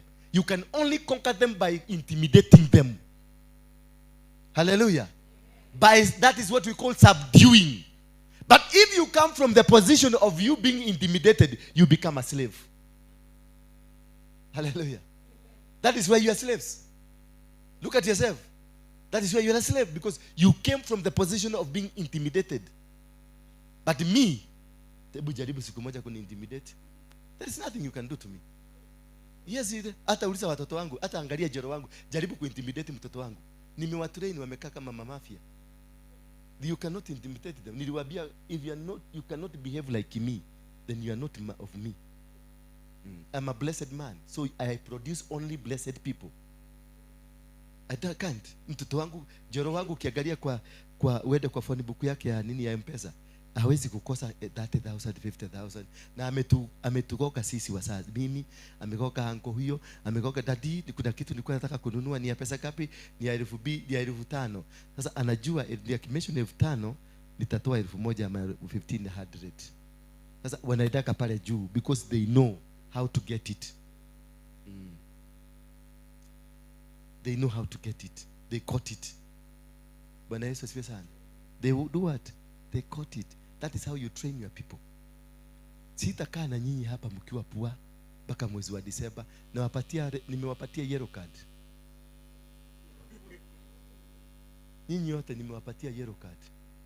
Disemba waka hao ukihoya katikiti haha, you will see it. Ndio kamenya niye deo. I will chase you. Ma dige wetekeria uke huko. Disemba tutakula Christmas hapa sisi wote. Na kuingia pale lazima ulipe 5,000.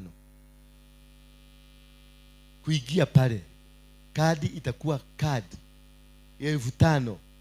Hey, dukata. Ni die dukata. Yoga tugatero nako. Die dukata ya gieki. Na ndiko kuonia ora tugothondeka be. I have to coach you how to connect with the kingdom of heaven and the kingdom here, because there are two kingdoms. We have the kingdom of heaven and the kingdom of the earth. And that is why we say, hallowed be thy on earth. So we are inviting that kingdom to come here so that it can conquer the kingdom here that we are seated on. So his will, the will of the kingdom, come and operates here.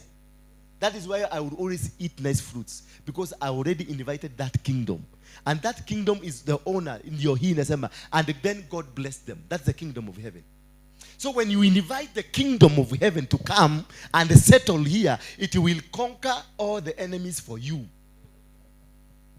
And how do we invite the kingdom of heaven? It's not by saying, "Oh, thou Lord, thy name, thy kingdom come." Mm-hmm. Mm-hmm. Mm-hmm. Mm. Mm-hmm. Mm-hmm. Mm-hmm. We have had three things: that give us the bread and forgives us our sins as we forgive. So there is conditions. Then deliver us from. Then number you ingine.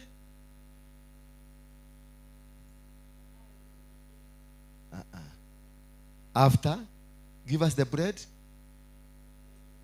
Lead us not into. So those are the three things that can cause you to fail in the kingdom temptations. Number 2, unforgiveness. And number 3, from evil. Lead us against the evil. So lead us to where you want us to be. And those are 2. And number 1, thy will be done. His will. When you walk in the will of God, then you ask God to forgive you because you are forgiven. Not to forgive you because you deserve forgiveness, yet you have not forgiven people. You have to forgive for that to happen. Then number 3, lead us not into. When you have those 3 principles with you, you have won the battle. Because when you are not in the temptations, you are with God. When you are in the will of God, you're with God. And when you forgive others, you are with God. So whatever fruit of God you want, you will get it. That is why unaonaga waizi kabla tuende kuiba, we pray. We used even to fast. We used to fast. Yes. Na tukienda huko, because of the fast, we get what we want. Because we are in the will of God. Yes? Who taught me those things? Because I am blessed. I knew the principle. I am blessed. By who? By God. When you are blessed, you have every knowledge you need. Yes, I am a genius because I am blessed. And I know my God has blessed me. I'm not a mediocre. Mimi si shaji kukuyage shaji. No, I'm blessed. This is what makes me stand. And God said to them, be fruitful because I am blessed. Yeah. You cannot be fruitful if you're not blessed. You must be blessed. You must have the blessings of God. And that is the power that drives you. That's the power, because anywhere you will go, the door will open because you belong to the kingdom. Anywhere. If I go to America, my doors will open. If I go to Asia, my doors will open. If I go to Canada, my doors will open. Why? Because I am blessed. That is the first principle you need to understand. That you're already a blessed vessel. And a blessed vessel, wherever it goes, it carries the day. Then number 2, they say, and God said to them, be fruitful and multiply.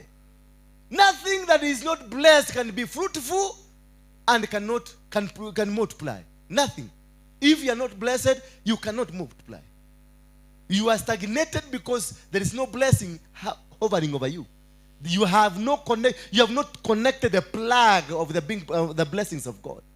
Blessings of God means doors opening. Walking in the open heaven. Your doors of heaven are open. The children of Abraham, Isaac, Jacob, and the rest, they operated in open heaven because of the blessings that his father commanded when he was about to give his son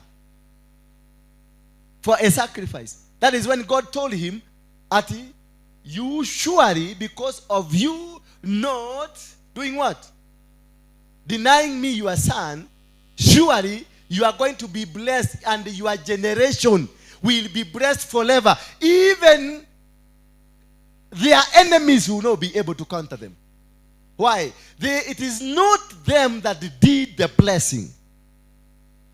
The children. It is not them, but the father did the groundwork for them. That is why they walk in that groundwork that was done by their father. Wherever Isaac went, and he was told he was about to go to Egypt. And as he was preparing to go to Egypt, because there was no food where they were, the land was dry, God commanded him, because God remembered a covenant between him and Abraham. And the covenant between you and Abraham and God, it is that which is the command, the blessing, the covenant. If you don't have a covenant with God, then you have no relationship with God. You cannot be able to walk with God, because there is no arrangement on how you are going to be blessed. Covenant is the platform for the arrangement. How are you going to be blessed? Under which formula? Because there must be a formula. So do you understand the formula that God has decided that you are going to be blessed on? No, because you don't have a covenant.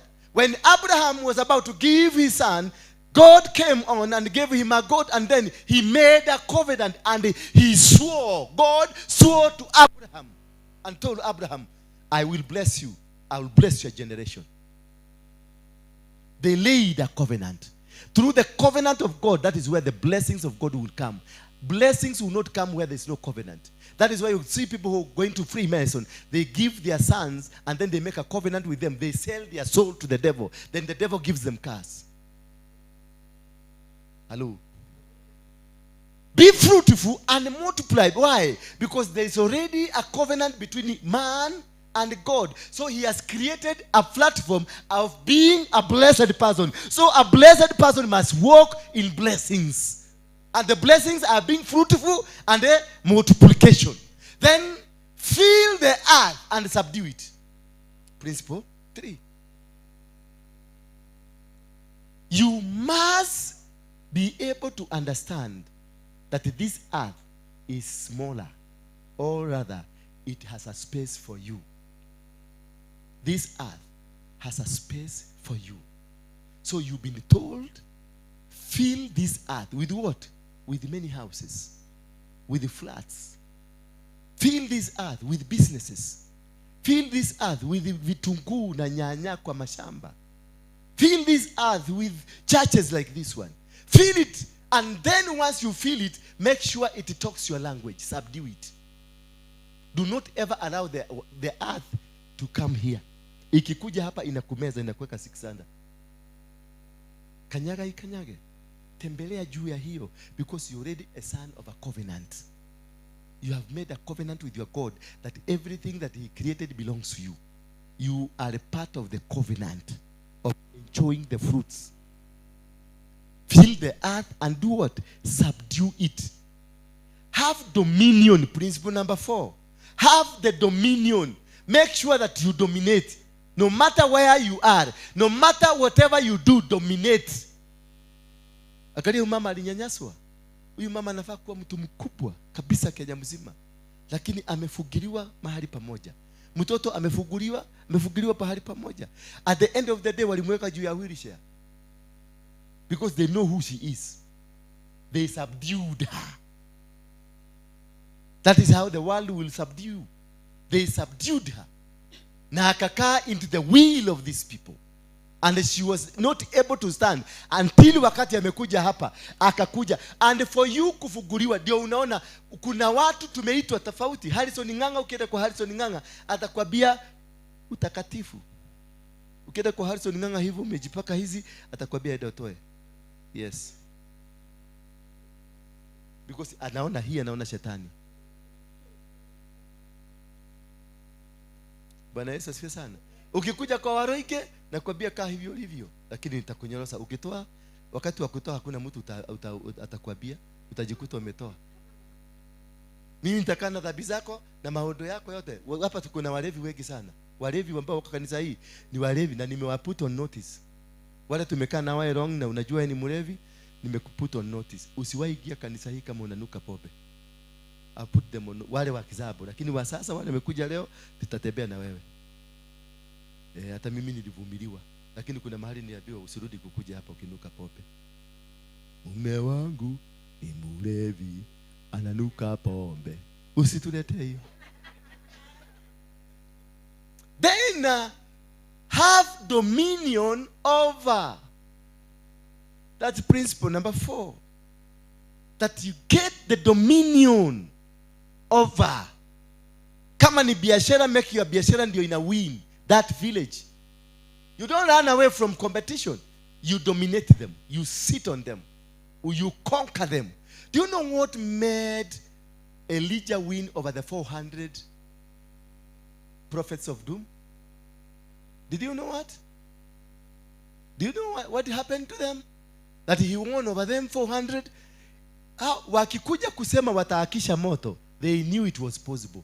It is, si walikuwa nakuja kuanzisha, it is something that they used to do it. Si huyu mtu anaita kwa Mr. Bini anafanyanga katika chifu hivi anafanya inawaka moto. It was possible. But what happened to them? They came to the territory, Elijah. And Elijah sat on them. The altar ambayo walikuwa na mwaga maji ndio iwake. That altar walikuwa wakifanya hivyo, and it used to happen. But what Elijah did, he sat on that altar. Alikalia hiyo altar, akafuga.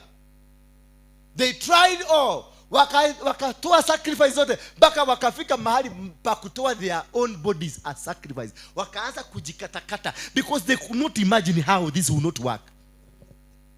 But Abraham, anaitwa nani? Elijah alikuwa amekalia hiyo madhabahu, amefunga madhabahu, hata wafanye nini, there is nothing they could do because madhabahu Elijah alikuwa ameikalia. That's the secret. Uwechaji wakikuja hapa watafanya maneno. Si unasikia wanaleta nyoka? Nikikubarisha kama hiyo nyoka ingekuwa ndani, ingekuwa nimekubarisha. Na wamenikalia, lakini iko nje. Because nimekalia madhabahu, nimeshika vizuri. Bwana Yesu asifiwe sana. And the victory that we get from this church is because I am holding it. Nimeshika the bull by the horn. The day you discover hawa watu uwakalie na ukalie madhabahu ya kwenu, hata waende walete manyoka, walete mafisi, walete mang'ombe, it will not work.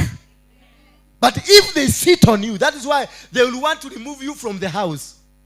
Ili umeolewa ndio waingie, kwa maana umewasubua. Ndio naonaga unafukuzwa kwanza. Kama ni hii kanisa ulikuwa umeshika position, utafukumwa. Kama Beatrice alisukumwa ije ndio akaliwe. Mimi kwa sababu madhabahu yangu nimeikalia vizuri, I commanded Beatrice to come back because I knew Beatrice is called here. Lakini mwenye alikuja kumfukuza was not called here. Alikuwa ametumwa kwenda furuga huko ndio tumalize hiyo nyumba. Umeelewa? Ukikamata madhabahu yako vizuri, you will dominate. Kudominate ni madhabahu. Kudominate si maombi. Dinaye likaja likakwenda limokoto lia salamaya. Ila mwenzako acha ujika. Si maombi mrefu.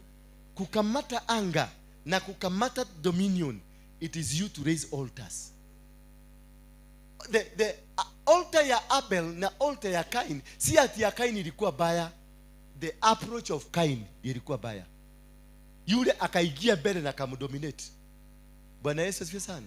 Wale wa tolda kadehadi samuako hapa, kuna mtu ameenda maombi miezi 3 sahi, ako kwa maombi sahi.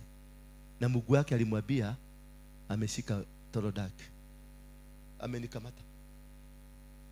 Na mimi nikiwa kwa territory yangu, ninasema hiyo yote ni zero. Because nimekamata madhabahu yangu. Na kwanza Mungu nilimwambia, Mungu, mimi nataka kuwin this battle. Na chochote ambacho kitakuja against me, destroy it. Hallelujah. Na nimeinua madhabahu. That's why I'm prosperous. Niliwapatia siri what we did with Mungiki wakati tulichukua mashamba ya Island. Tulichukua mbuzi kodoo 7. Tukafinya, sikuchija, ni kufinywa mpaka ikufe hivi na kidole, unafinya, unaiweka memeshako kwa mdomo, unafinya, inafinya mpaka inakufa. Mbuzi 7 na unazinenea. Sasa hiyo umeshika hiyo mchanga na msiende kufanya hiyo kazi. Todo mwende tekorogo huko. Na waibia siri ya shetani. Tulipofinya tukimaliza hiyo area yote inaitwa Mora Mumbu yote kwenda mpaka kule chini ilikuwa under my territory. Tulikatakata na tukauza plot because of a simple act. Na nyinyi mlikuwa makanisani mkiomba nikufe. Nawezaje kukufa? And I'm appeasing my God with blood substance. Na wewe ni 250 umepeleka kwa kanisa. Tunaruta sacrifice ruta neka 50 kanugu. Gakuja ni ile muhuko ginya gatira kakienda takadite kwa mundu mugo. Kaka. Na ni daruta buri mugo ajacie moyo daita thakame. Ugiota gucira na kiogona kaka 50 na buri mugo aja citete thakame.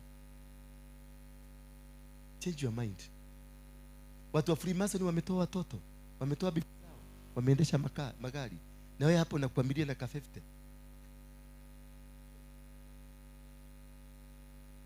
Ukuita na ka 50 kako, ukikaka ino alio kakutire kayo gyoka. God is a God of principles. The sacrifice that is given, the highest, hiyo ndio kazi. Ukienda kanisani utoe 50 na huyu mama aende kwa mganga atoe 1,100. Ya huyu ndio itafanya kazi. Hata uombe namna gani. The money, the highest sacrifice carries the day. If you understand that principle, hakuna mtu atakunyang'anya shamba yako. Mugemenya mutige wana wa 250 na tugana na tutoe tu mukorago na tu. A sacrifice is a painful thing. Very painful. No gikaigwa no aruta pesa cia kuna itinda gutura, that is not a sacrifice. Yes, a sacrifice is a painful thing, very painful. Imagine Isaka na baba yake. Baba amebebesha mtoto kuni na wanaenda, baba akijua ninaenda kuchinja mtoto. Na huyu mtoto nimemtafuta over 90 years. What was ni nini ilikuwa kwa kichwa yake kitembea? What was happening in his mind? Alafu niambie after that huyo mtoto alichukua baba yake aje? Because I will want to ask Isaac, fafa wanyuma shokire gutwarana ate thutha wa ndocio tondu no wonire biũ ni gukuraga gari mwashokire gutwarana ate na fafa wanyu? We no imagine fafa wanyu enda gukuraga alafu mshoke mwite dadi? No wende ginya gukamwona rĩngĩ. I want you to take the picture so that I want you to understand how painful is it to raise an altar that pleases God. Yes. How painful is it? Wacha kukuja hapa unaona ati pastor anataka kukula pesa yako. Mimi sina haja na pesa yako. Peleka kwa banki uweke. Mimi ni mbaya kuliko nganga. Peleka pesa yako kwa bank. If you don't understand the meaning of the sacrifice, keep your money. Keep it to yourself. Because utakuja, nitakula pesa yako, itatumika hapa, tutaweka majipsam. Mimi nafanya kazi ya kubomoa. Igieni kwa hiyo. Wa mama wale watora dadaki wale mna. Ende ni mwangalia ofisi imetengenezwa.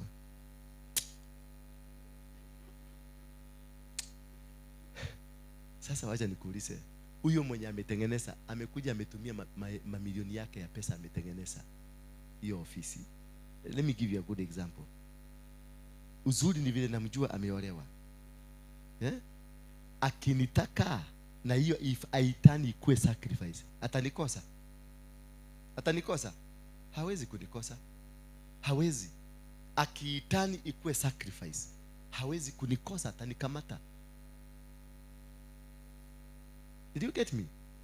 Because that is where I will be sitting every day, and he has made a covenant with it. Tuseme amefanya, kwa sababu kujenga na kutoa ni covenant amefanya na Mungu, kwa sababu ni dhabihu ametoa kwa Mungu, kwa sababu kuna matatizo ako nayo anataka Mungu amtendee. Kama angekuwa siyo matatizo, ni mimi ananishika. Sasa nyinyi wa mama wa K50 mtamshinda? Hamwezi. Moto raho mukiritaga na nyoka isheshianyu. Haleluya. Wezi. Hawezi. Amefunga mlango. Kama angekuwa nia yake ni hiyo, umeona ameweka milango, ameweka mlango 1 2 3 4 5 kwa pesa yake, ameweka floor ile na kanyaga, ameleta kikombe ile na kunywa chai. Ruha nawe tore hana tope bitatu akwate onyitaga haha uthia kwako mundu ungimucinda tondu de territory-ini yake. Manabii wa Bali walienda kufanyia uganga wao kwa territory ya nani? Ya Elijah. Elijah was sitting on that altar. There is nothing you can do. Huwezi kumfanya kitu. Those are the principles I'm training you. Urokore migi muache. Mutigiori muao Kristiano understandaga. You don't understand even Christianity. And ndivyo mumiokoka. Hello? Hebu niambie. Mungu kwa sababu anaangaliaga ile talanta. Kulikuwa na talanta ngapi? Kulikuwa 5, 2 na 1. Ni gani ilifanya kazi? 3. 5 zilifanya kazi. Hizi zingine na 2. So God alikuwa anaangalia talanta kama zilifanya nini? So does God look at what you did with yourself? Yeah? Does God look at what we did with yourself as one of the benchmark of qualifying you? Si ndio? So wewe na mchaina who is possibly to get to heaven according to the marking scheme ya Mungu?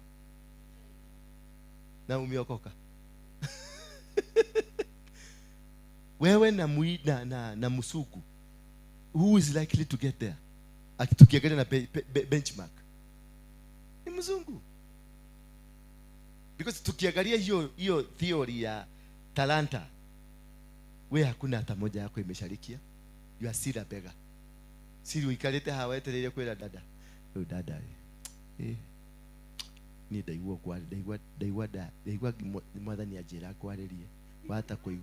Wata kuigua ma uria watakujigwa. Mwathani ajira gwire atiriri. Na matukague uru. Ndiekaga uguo no ni mwathani wanjariria. Kana reke ndige tu gukwira.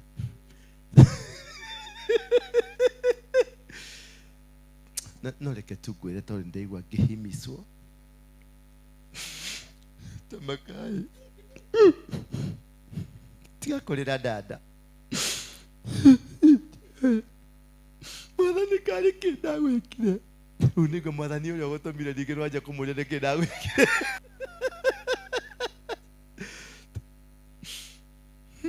Nitire ndahoya pesa. Ndaigua mwathani ajira. No enda pesa. Siakonda hivi.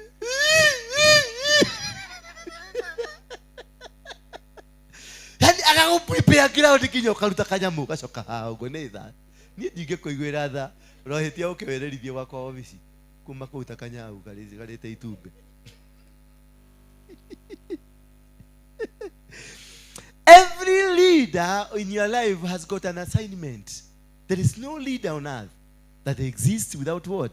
An assignment. And it is through the assignment of God that we achieve our goals. You can never work outside the assignment. You can never be successful in somebody's assignment. You either work under me, under the assignment that God has given me in this ministry, or you walk out. You will never be blessed if you don't walk with the assignment here.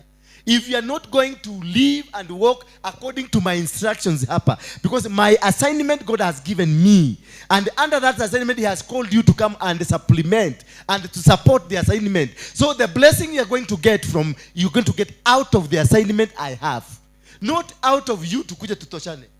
Hai utaumia, my brother na my sister, utaumia. Atatuiganane.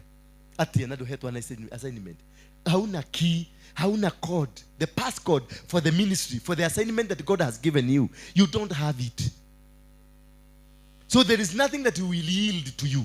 Hakuna kitu utapata from my assignment. If my heart, mimi mwenyewe nikasirike na wewe, hakuna kitu, hautafukuka.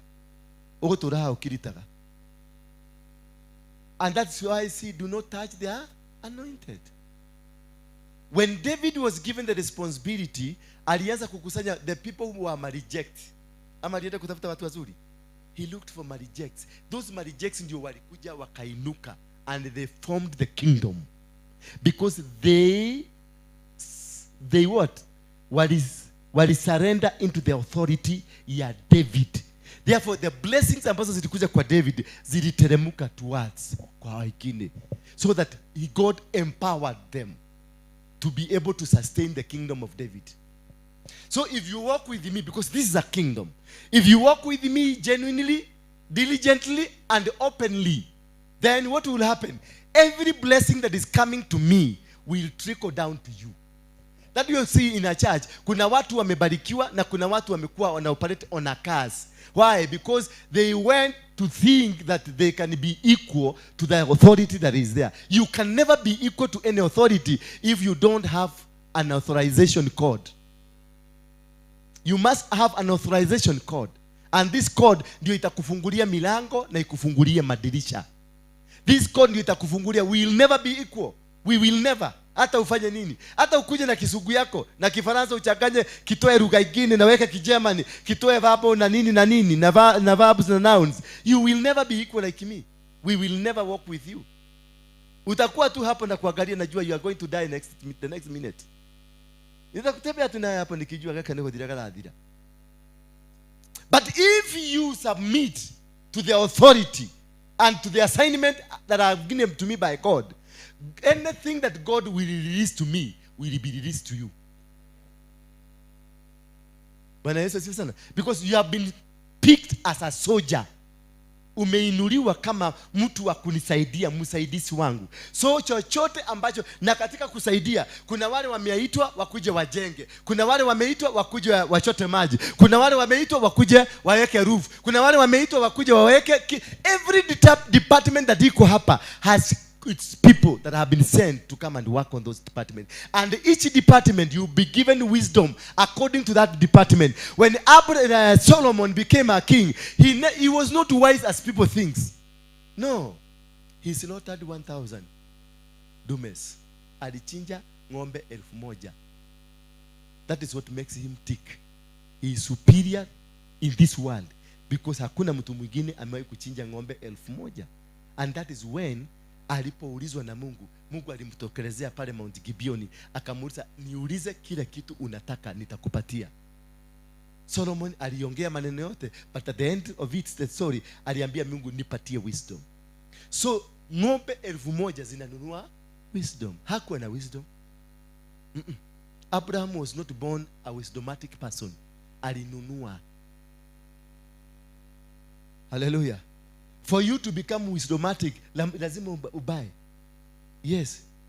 Ujitoe, ungangane, mpaka Mungu akupatie maneno. Hiyo maneno unaoga kitoka hapa, si kuokota nimeokota mami. Adogehiana na nani? Nedutete magogona. Nimetoa. Nedutete. Nimelipa dhora. Na bado nalipa. Kuongeza na itisa more and more. Kapo na 50 twako. Stop this 50 thing. Stop this 100 bob thing. Stop it. Raise your radar. Inua kiwango cha madhabahu. Inua madhabahu yako. Wachana na hiyo. Yes, I know you don't have, but jikakamue. Sacrifice ni kujikakamua. Ni kutoa that which will make you even regret. Baka unauliza kama kaga hiyo aliye gaido nyingi ate. Yes, that is now God is hearing you, is listening. Hii maneno ya tu hiyo tu ate daiwa joke onatolio to ni ndo kadehere. Never mention to me ate daiwa onatolio to ni ndo gato. Tinie, I'm not interested with your money. Raise your altar. Inua kiwango cha madhabahu. Inua level ya madhabahu ndio uweze kupigana na huyo mnapigana na yeye. Mtu ameenda kwa muganga ametoa shilingi 1,500 na wewe unakuja hapa na shilingi 200 ati nivujie madhabahu. How now? How? Raise something above. Pigana na wao na madhabahu. Vita za madhabahu ndizo you win. Vita si maombi. Uliza huyu mama ameenda kwa maombi mara ngapi? Baka ikabidi akae kwa waganga, sasa akae huko. It didn't work. Maana alijifunga zaidi. Lakini alipokuja hapa nikamwelezea. Na kwa sababu alikuwa amekuja na mentality ya kule kwa mapasta wale wanaitisha leta shilingi 10,000 nikuvujia madhabahu. Kitu ya kwanza aliniuliza kuruta kwa pesa sigana. Kuruta okay. Todo alenda kodukani na ki na arogia sio. Sacrifice, nobody can tell you what to give. Only God can speak. Only God can tell you. Alimwambia Abraham, toa mtoto wako. Akamwambia Gideoni, ingia kwa zizi ya baba yako, toa ng'ombe wawili. Akamwambia Solomon 1,000 cows. Akamwambia hawa watoto wa Elifazo na kina Tomazo wakati wa Job, akamwambia toeni ng'ombe 7 na mbuzi 7. Sacrifice is not universal. Sacrifice, God speaks to you. He tells you what to do. He tells you give leta 1,100 and he cannot tell you to bring what you don't have. No. Ate ukaruta giriga na lemwe kana girima na meri. No. Ukidiscover nimekuambia 200,000 na hauna, that is not a sacrifice. That's conmanship. Hiyo ni ukora. Hiyo ondokea. Na usifanye until you hear the voice of God. Chukua, kuna family moja hii ya Koinage, hii ya Waiyaki. Kuna mama mmoja walikuwa wamenyang'anywa mashamba kule Diani na kule kwingine, beach plots. Alilete mayai, nani alikuwa city? Mama alilete mayai 4 because hakuwa ni millionaire but they didn't have money. Nikamwambia alikuwa anataka kuniuliza ni pesa ngapi ndio aende achukue kwa mshwari, sijui ni kwa nini. Mimi nikamwambia fanya hivi, mimi si mchawi kama wewe. Nenda ulale. Kesho utakuja. Mungu atakusukumusia kile utalete. Aliambiwa lete mayai 4 eggs. Akawekelea pale. Akitoka tu kuteremuka, akapigiwa simu na mtu mmoja ako kasini yao. Akasema, "Nyorede kana Mombasa ukawekele signature. Mukoda wanyu washokio." Sacrifice is a test from God. It is what? It is a test. And everyone who was in distress, everyone who was in debt, and everyone who was discontented gathered to him. So he became captain over them. And there were about 400 men with him. This is about David. I will come back there. Let's go to Genesis 22 verse 1.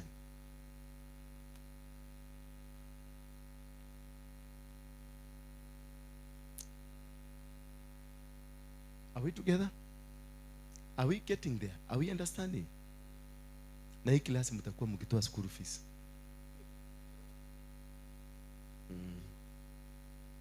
Mmewasha wakakuta school fees. Mnakuja mkikuja na pesa.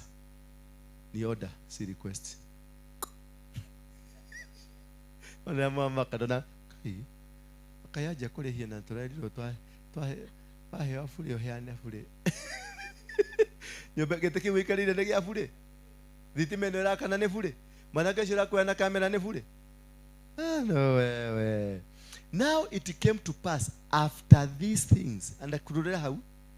It came to pass after these. Which are these things? Underline that word. That God tested Abraham. After hiyo matezo yote umepitia na mtoto wako. After the challenges you found in your life, God chose now to test you. Ushapitia. No wahe tukile macho mode. Then God tests you. Anakwambia 3,000,000 peleka kwa Waruinge. Na siyaikira higoyo na wena marima ma 10,000,000 wagiro ni guthinga. Now God, that is how he tests you. This son wa Abraham alikuwa amemtafuta 90 good years. Baka kaenda akalala na maid aone kama atatafuta mtoto. Shortcut. Now unaambiwa, and after these things God tested Abraham and said to him, Abraham. And Abraham said, here I am, my Lord. Then he said, take now your son. Underline number 1. Take now your son. Underline that. Put a comma. Your only son Isaac. See Ismail. You are only.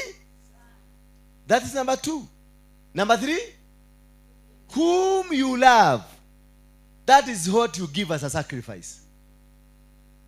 Hallelujah. After you being tested, after this thing, God chose to now to test who?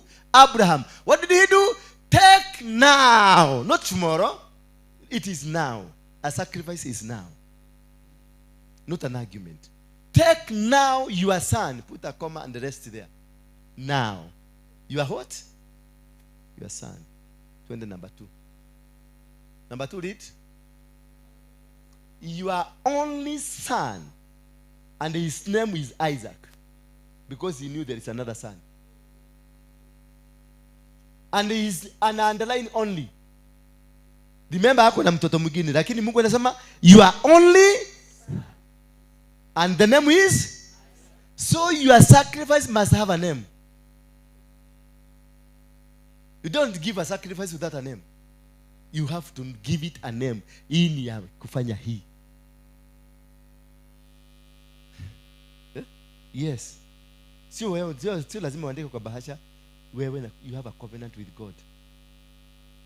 You must give it a name. I told somebody mwenye hako anaelewa mambo ya madhabahu, nikamwambia weke hiyo sadaka, hiyo sacrifice, alafu uiandike setting our family free. Na alipoenda, that is what Muhujia alisema, umeachiliwa. Why? You command. Sacrifice commands. It commands whoever, hata wewe sacrifice unatoa. Unaona hapa kwa hii kanisa hii, unaweza toa sacrifice ya kumaliza huyu na unipatie na huyu atamalizika, as long as you've given it a name. Ndio unaona na akalia kama bahasha hapa na afu nauliza Mungu, hii sadaka imekuja kwa nini? Ninaambiwa ni ya kupiga watu kanisani. Ninazungumza maneno ya kuicancel. Bwana Yesu asifiwe sana. Ninazungumza maneno ya kuicancel, because I know not every sacrifice is a genuine sacrifice kwenye hii altar. Any altar can be used to do anything. It doesn't matter kama ni ya mugaga ama si. Hii inaweza kubadilisha na ikuwe ya mugaga saa hii, na tufanye mambo ya ugaga hapa. An altar is where the authorization.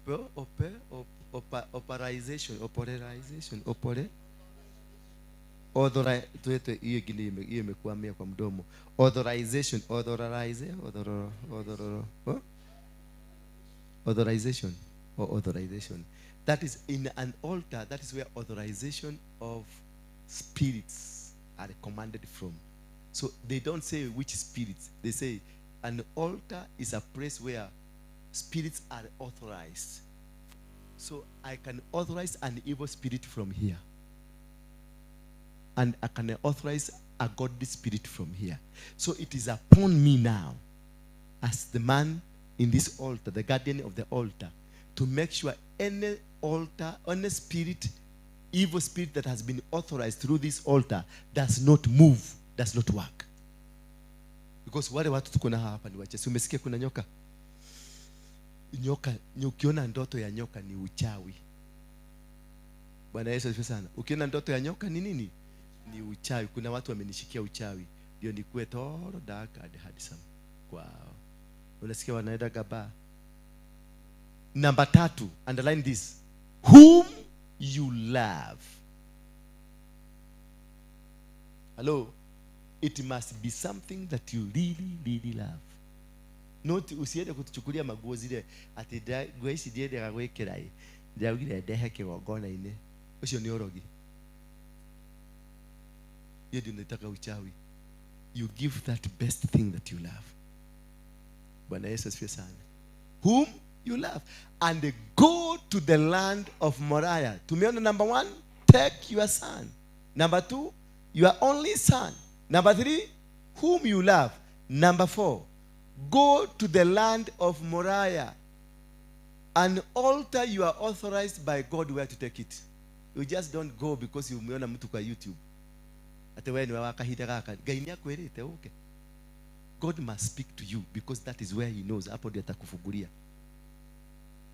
You just don't give a sacrifice. You don't give just anywhere. It must be authorized. Where? He must tell you where you are going to take it. Na ndio unaona wale wamekubaliana na wamefanya kulingana na Mungu venye amewaambia, wamefaulu.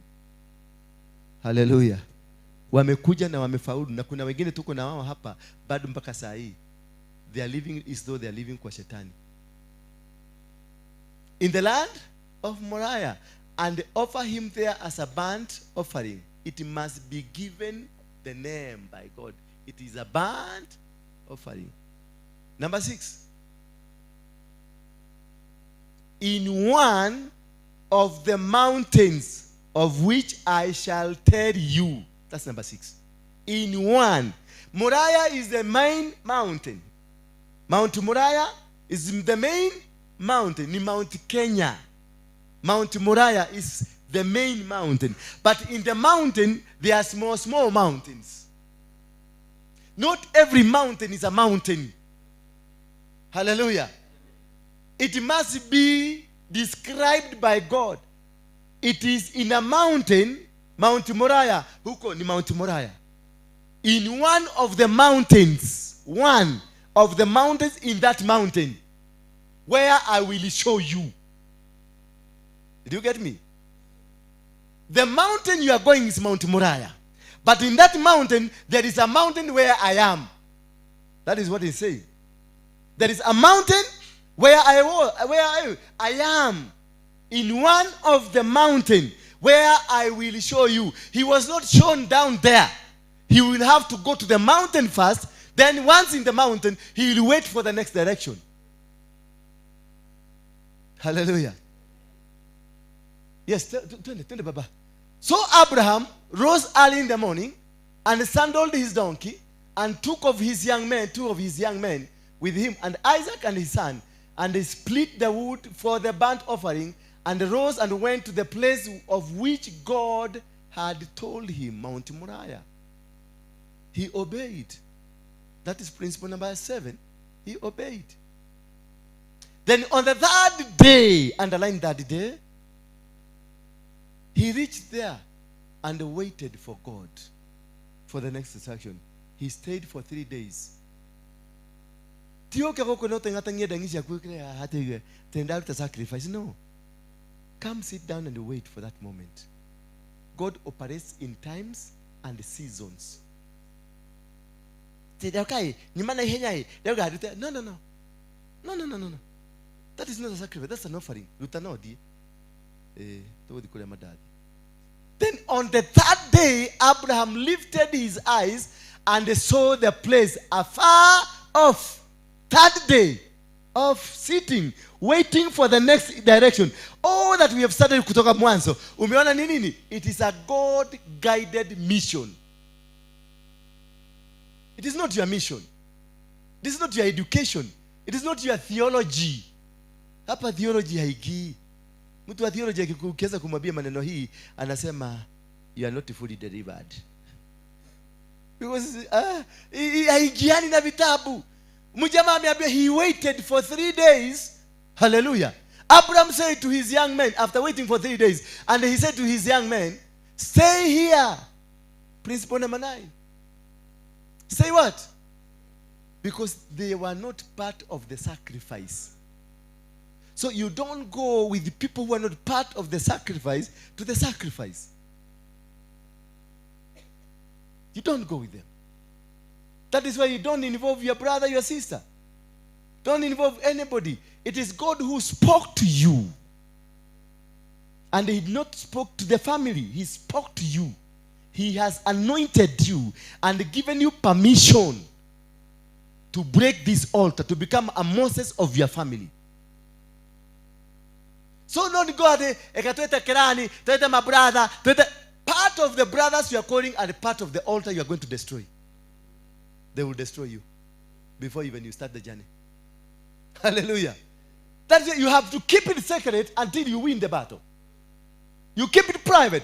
He had gone with his boys, but when he reached there, he left them there with the donkey. He told them what? Stay here with the donkey, the lad, and I will go yonder and worship. He never told them, I'm going to kill my son. I'm going to worship. And we will come back to you after. Remember, he knows I'm going to kill my son. But he tells them, we will come back to you. Hallelujah. Because this mouth that will speak, it's not your mouth. It's speak mouth of God. For him as a man, he knows I'm going to kill my son. But the mouth has spoken. We will come back. Is your mouth positive or negative? So Abraham took the wood of the burnt offering and laid it on Isaac his son. And he took the fire in his hand and a knife, and the two of them went together. Two of them. Then, but Isaac spoke to Abraham, his father, and said, my father. And he said, here I am, son, my son. Then he said, look, the fire is here, and the wood is here. But where is the lamb for the burnt offering? The boy was anxious about where is the lamb. But Abraham said to him, Abraham said, my son, God. So principle number 10, God provides for his sacrifices. God will provide for himself because he knows this is my food to eat. God will provide for himself. It is not your effort.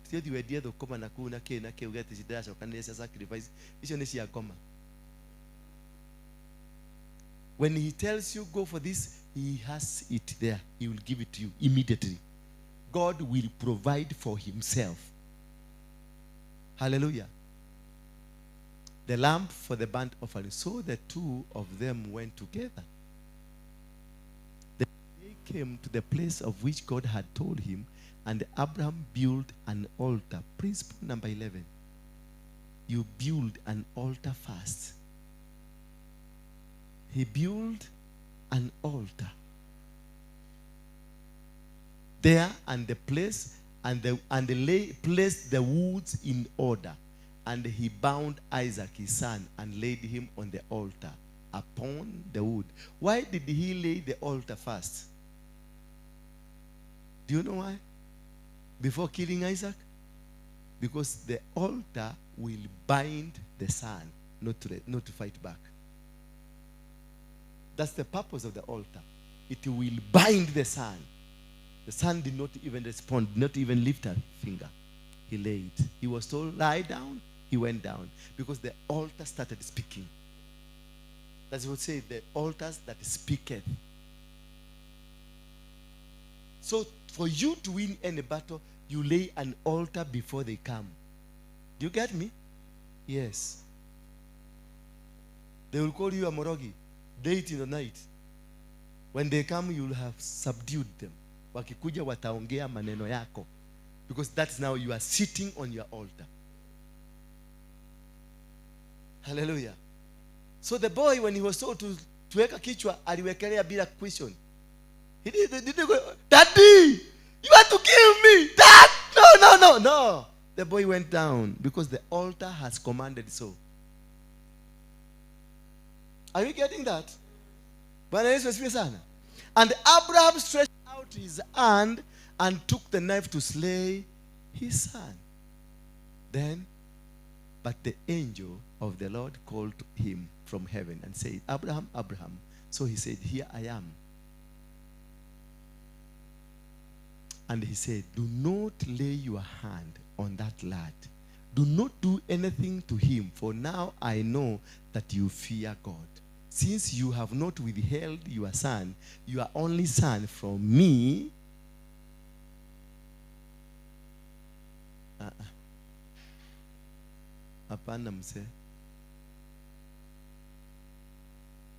Then Abraham lifted his eyes and he looked, and there behind him was a ram caught in the thicket by its horn.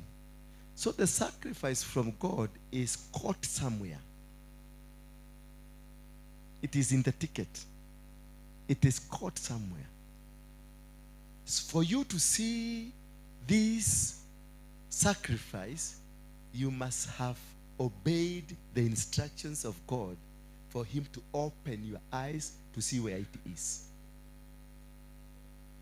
So once you are told about sacrifice, don't worry about it. It is there. It is only waiting for your activation. Hallelujah. It is only waiting for who?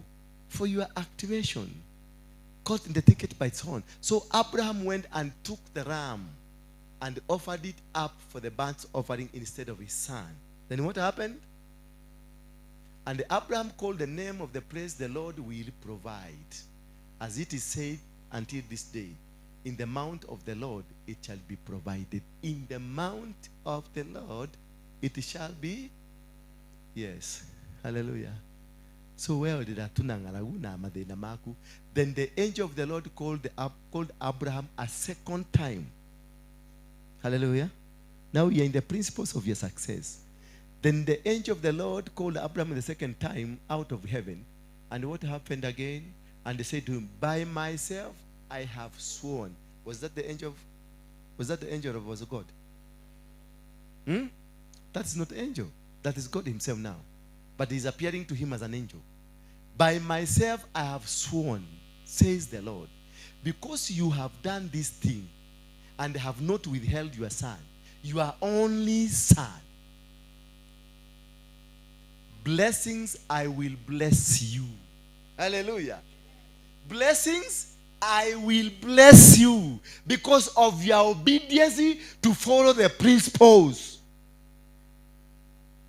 And the multiplying, I will multiply you. Not only the blessing, multiply, I will multiply you. Blessings, I bless you. Not one blessing. Blessing, I will bless you. And multiplying, I will multiply you.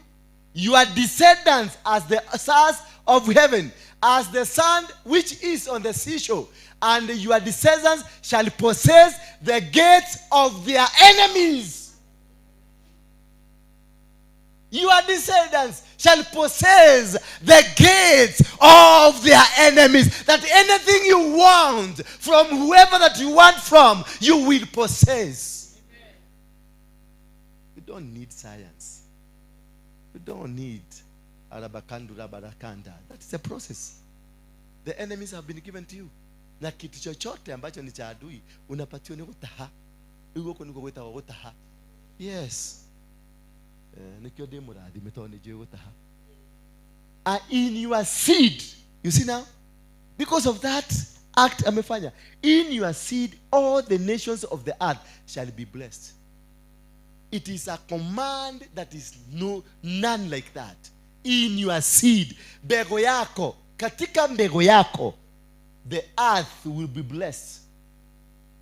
Hallelujah. Because you have obeyed what? The voice. Okay.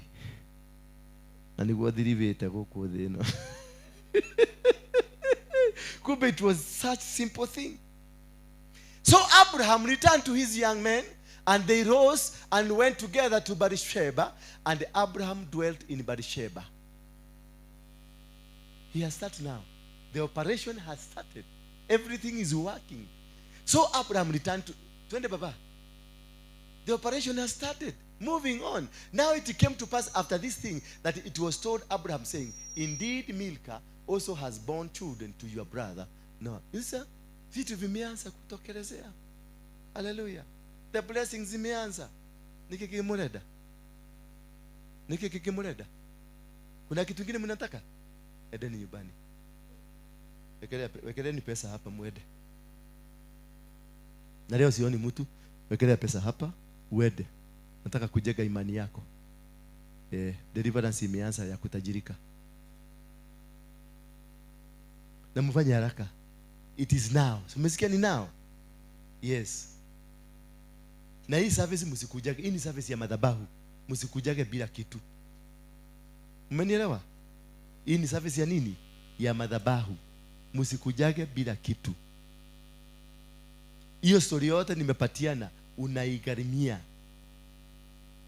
ndio ikusaidie. Otherwise haitakusaidia, na kuna possibility inaweza kukuletea laana. Harakisheni. Ndio kunywa chai na mti mna pesa sasa kunywa chai. Ndaraka leo. Tanifuge kitabu yako.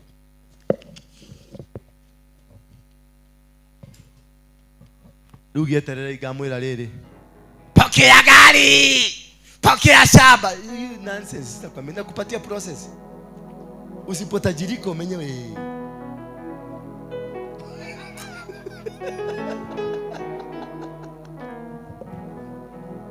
Wekeleni hapa na uende na hiyo imani. Yes, don't come see me, you will not be allowed.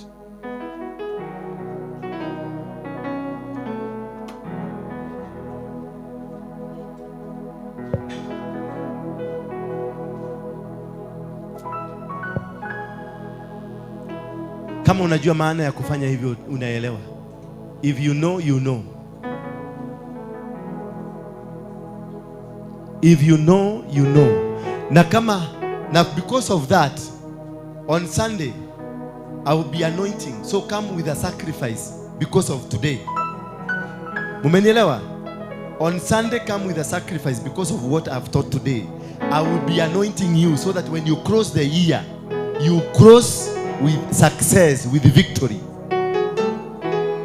We prepare the ground for your success.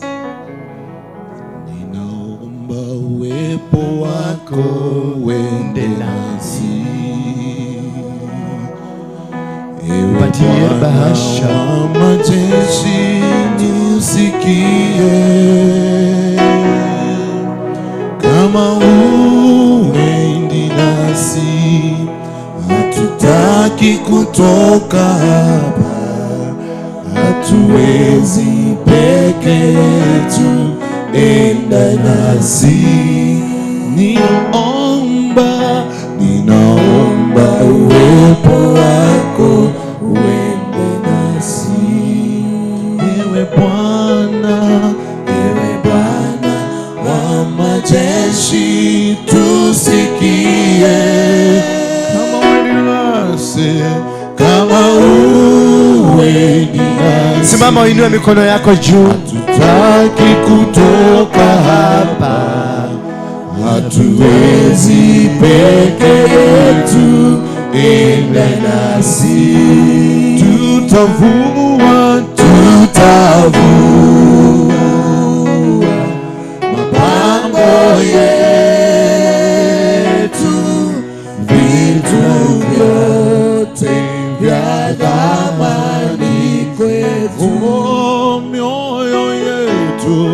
Mioyo yetu twaleta mbele zako, tutakase na utembee nasi. Tutavua mapambo yetu, vitu vyote vya thamani kwetu. Mioyo yetu twaleta mbele zako, tutakase na utembee nasi. Tutavua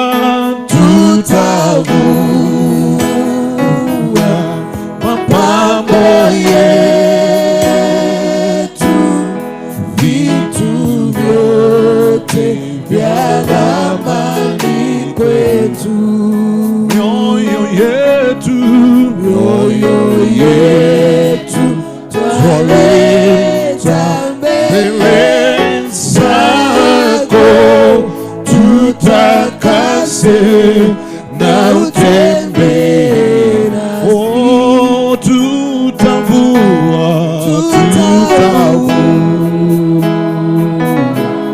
mapambo yetu, vitu vyote vya thamani kwetu. Mioyo yetu twaleta mbele zako, tutakase na utembee nasi. Tutavua mapambo yetu, vitu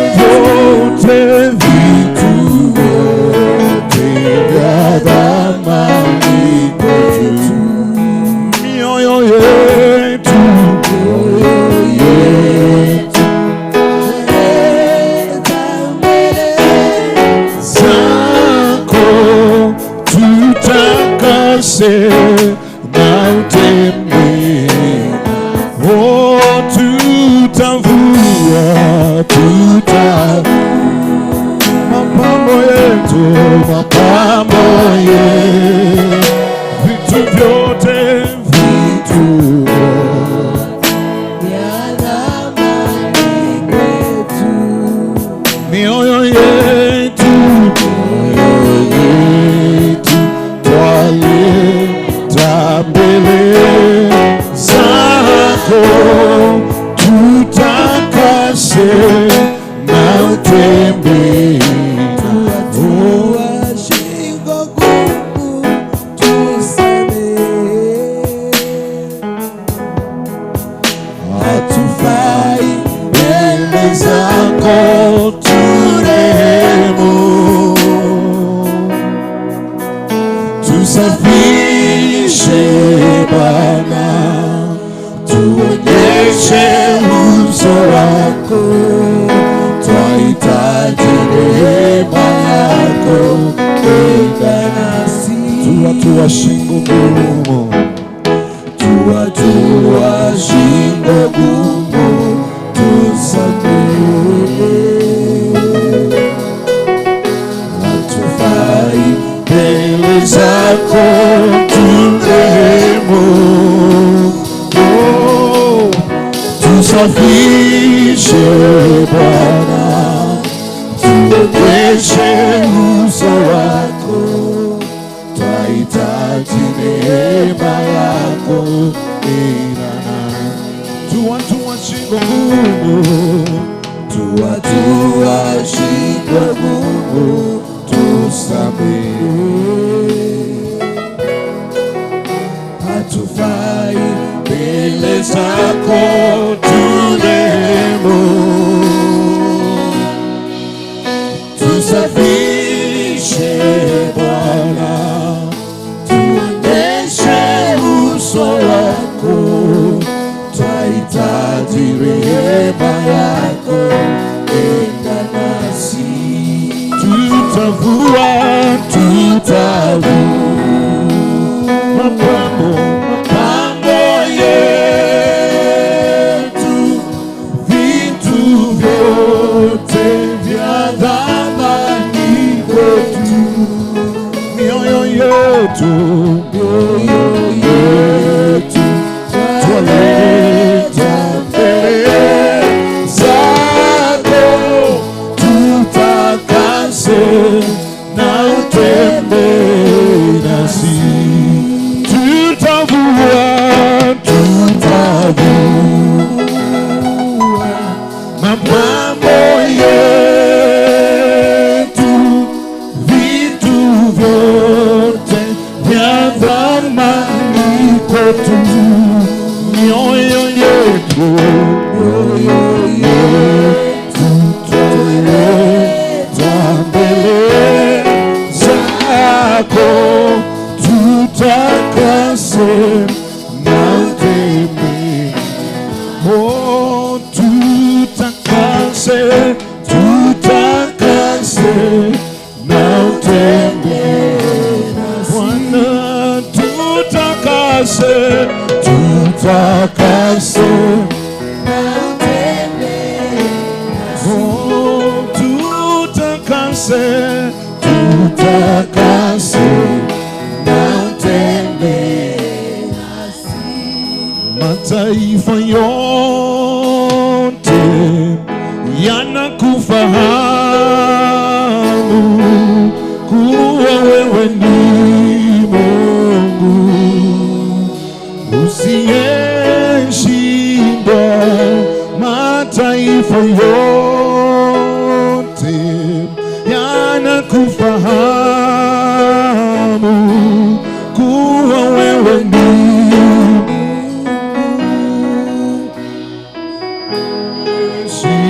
mataifa yote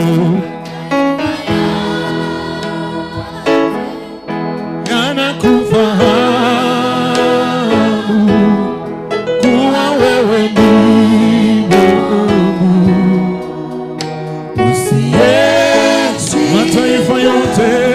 Mataifa yote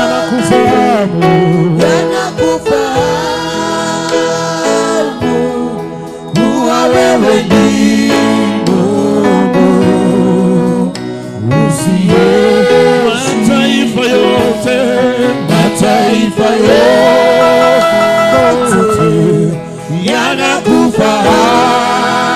yanakufahamu kuwa wewe ni Mungu usiye.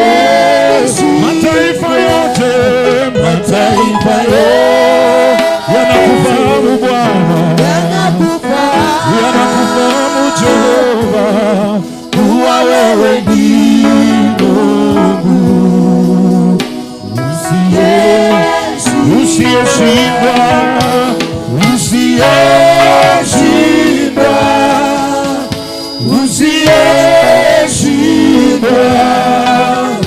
wewe ni Mungu usiyeshindwa,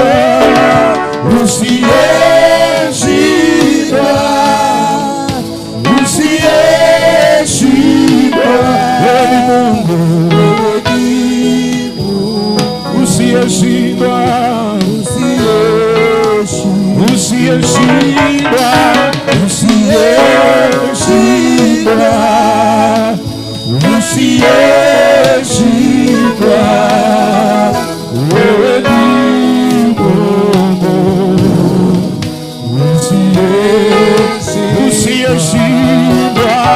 usiyeshindwa,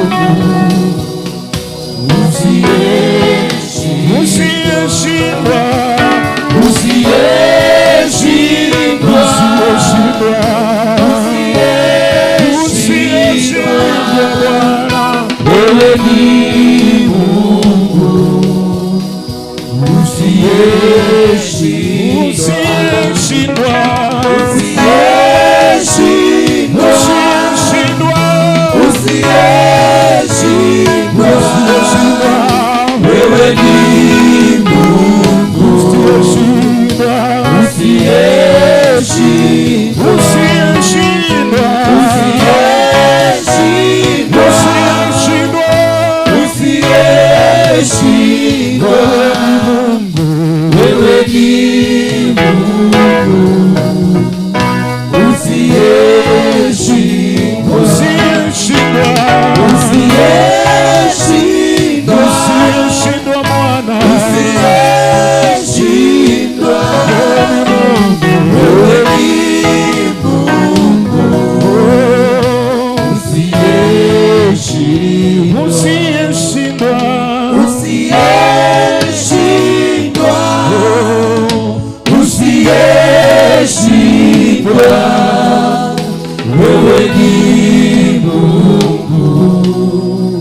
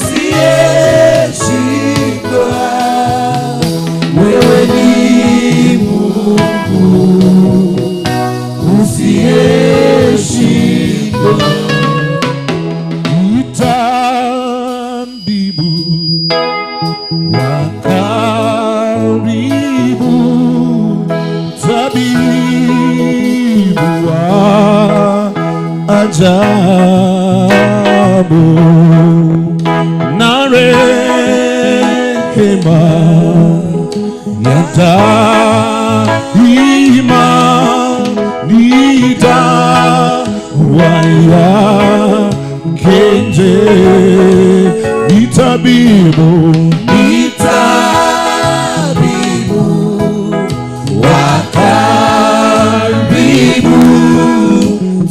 tabibu wa ajabu, na rehema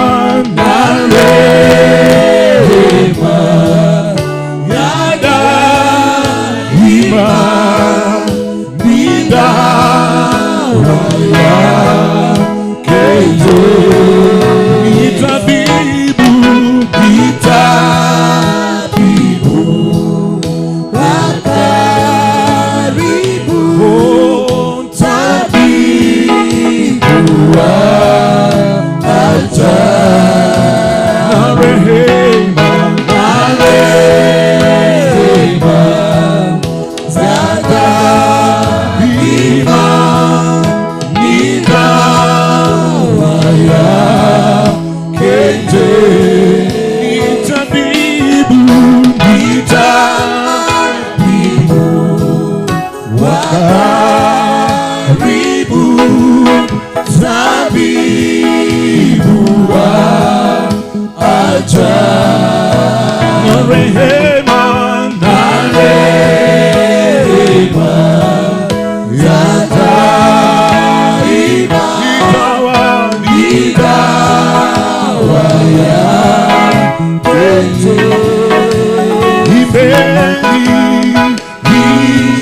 Imbeni malaika, sifa za Yesu Bwana, peke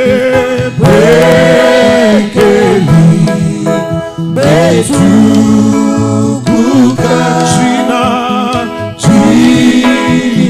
lake. Imbeni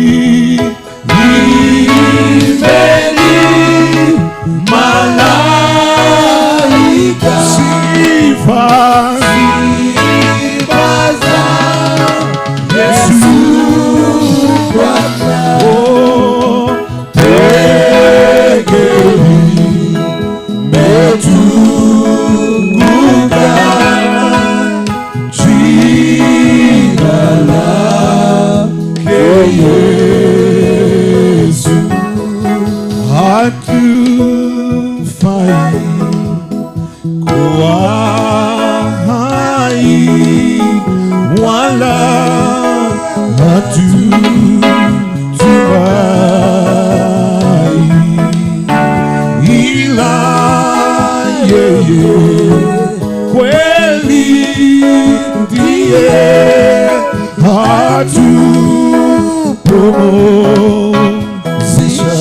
hatupumzishaye. Hatufai kuwa hai wala hatutumai, ila yeye kweli ndiye hatupumzisha. Imbeni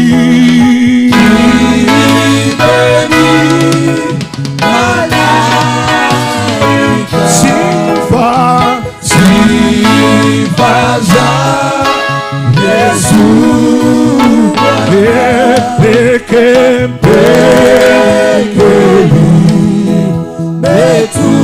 limetukuka jina lake.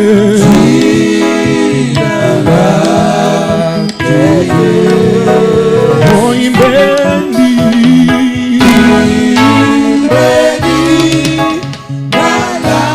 malaika, sifa Bwana, Yesu Bwana, peke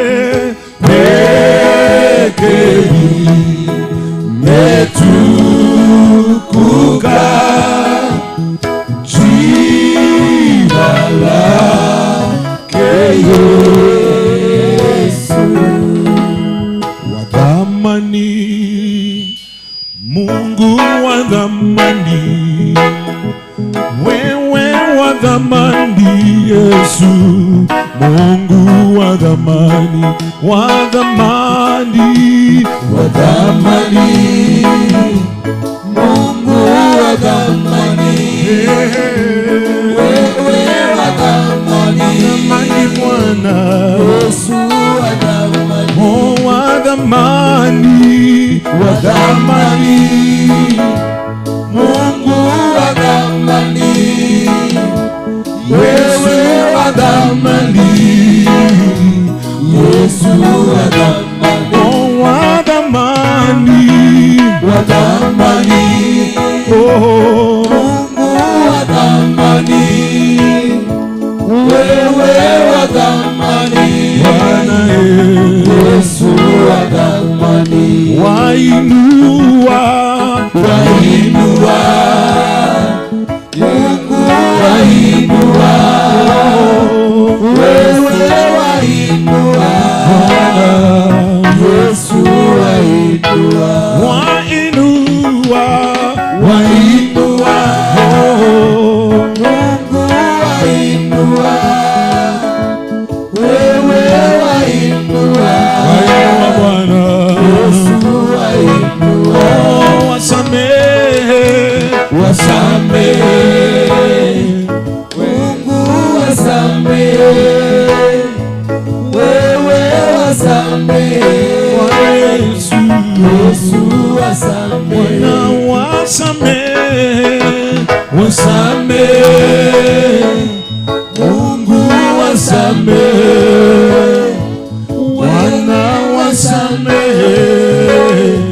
Yesu wasamehe, oh wa dhamani, wa dhamani, Mungu wa dhamani, wewe wa dhamani, Yesu wa dhamani, Bwana wa dhamani, wa dhamani, Mungu wa dhamani, wewe wa dhamani, Yesu wa dhamani, oh wa dhamani, wa dhamani, oh Mungu wa dhamani, Jehova, wewe wa dhamani, Yesu wa dhamani, wa dhamani, wa dhamani, oh Mungu wa dhamani,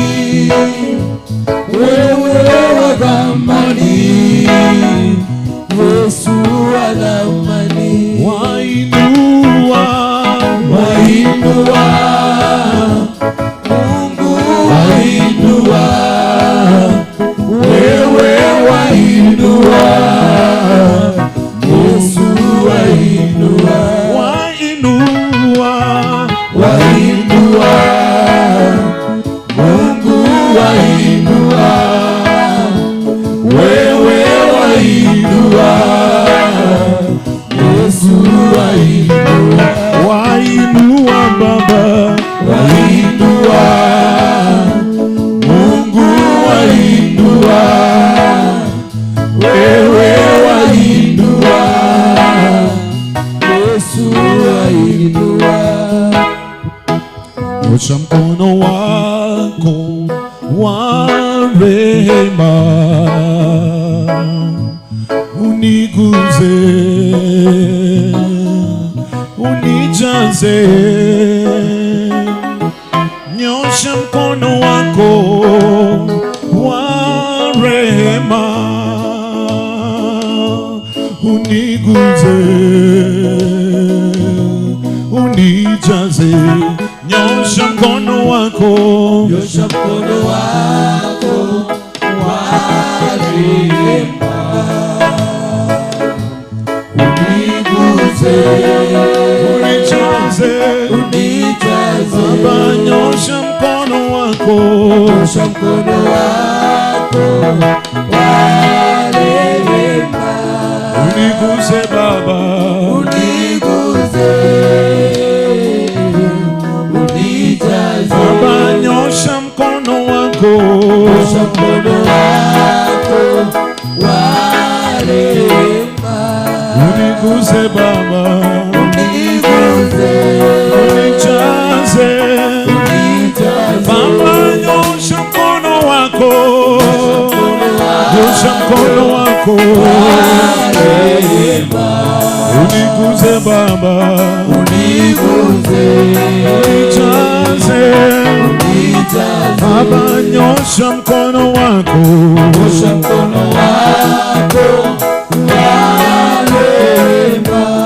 uniguze Baba,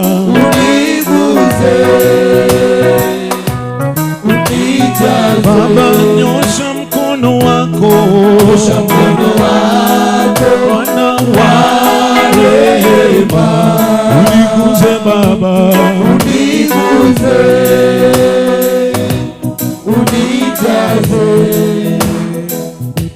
nyosha mkono wako wa rehema Bwana Yesu, uniguze, unijaze Bwana, nyosha mkono wako wa rehema, uniguze, unijaze, nyosha mkono wako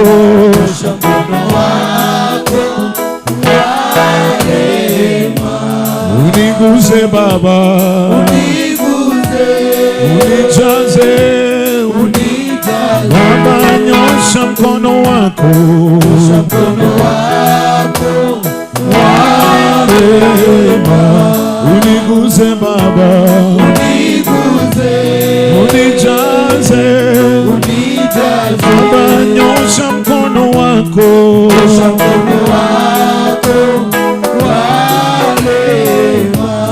uniguze Baba, unijaze Baba, nyosha mkono wako, nyosha mkono wako Bwana,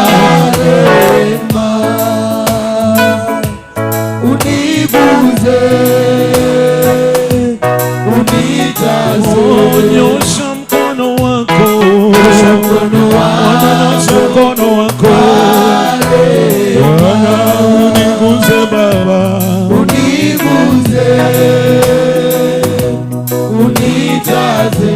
nyosha mkono wako, nyosha mkono wako Bwana, uniguze Jehova,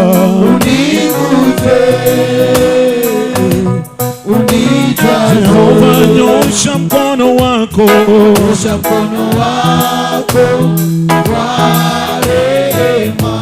uniguze Baba,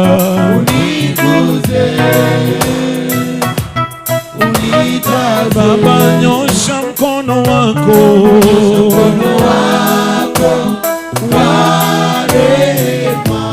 uniguze Baba, unijaze Baba, nyosha mkono wako wa rehema, uniguze Baba, unijaze Baba, nyosha mkono wako Baba, nyosha mkono wako uniguze Baba,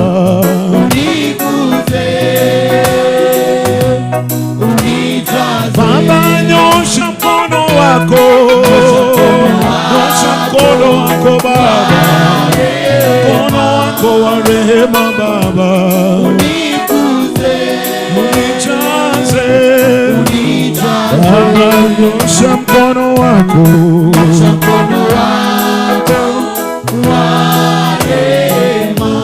uniguze Baba, unijaze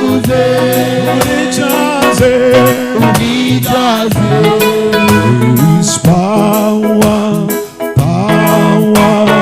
wonder working power in the blood of the Lord. There is power,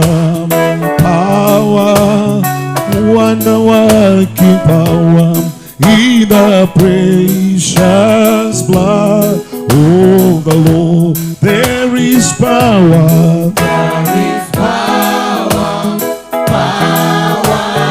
wonder working power in the blood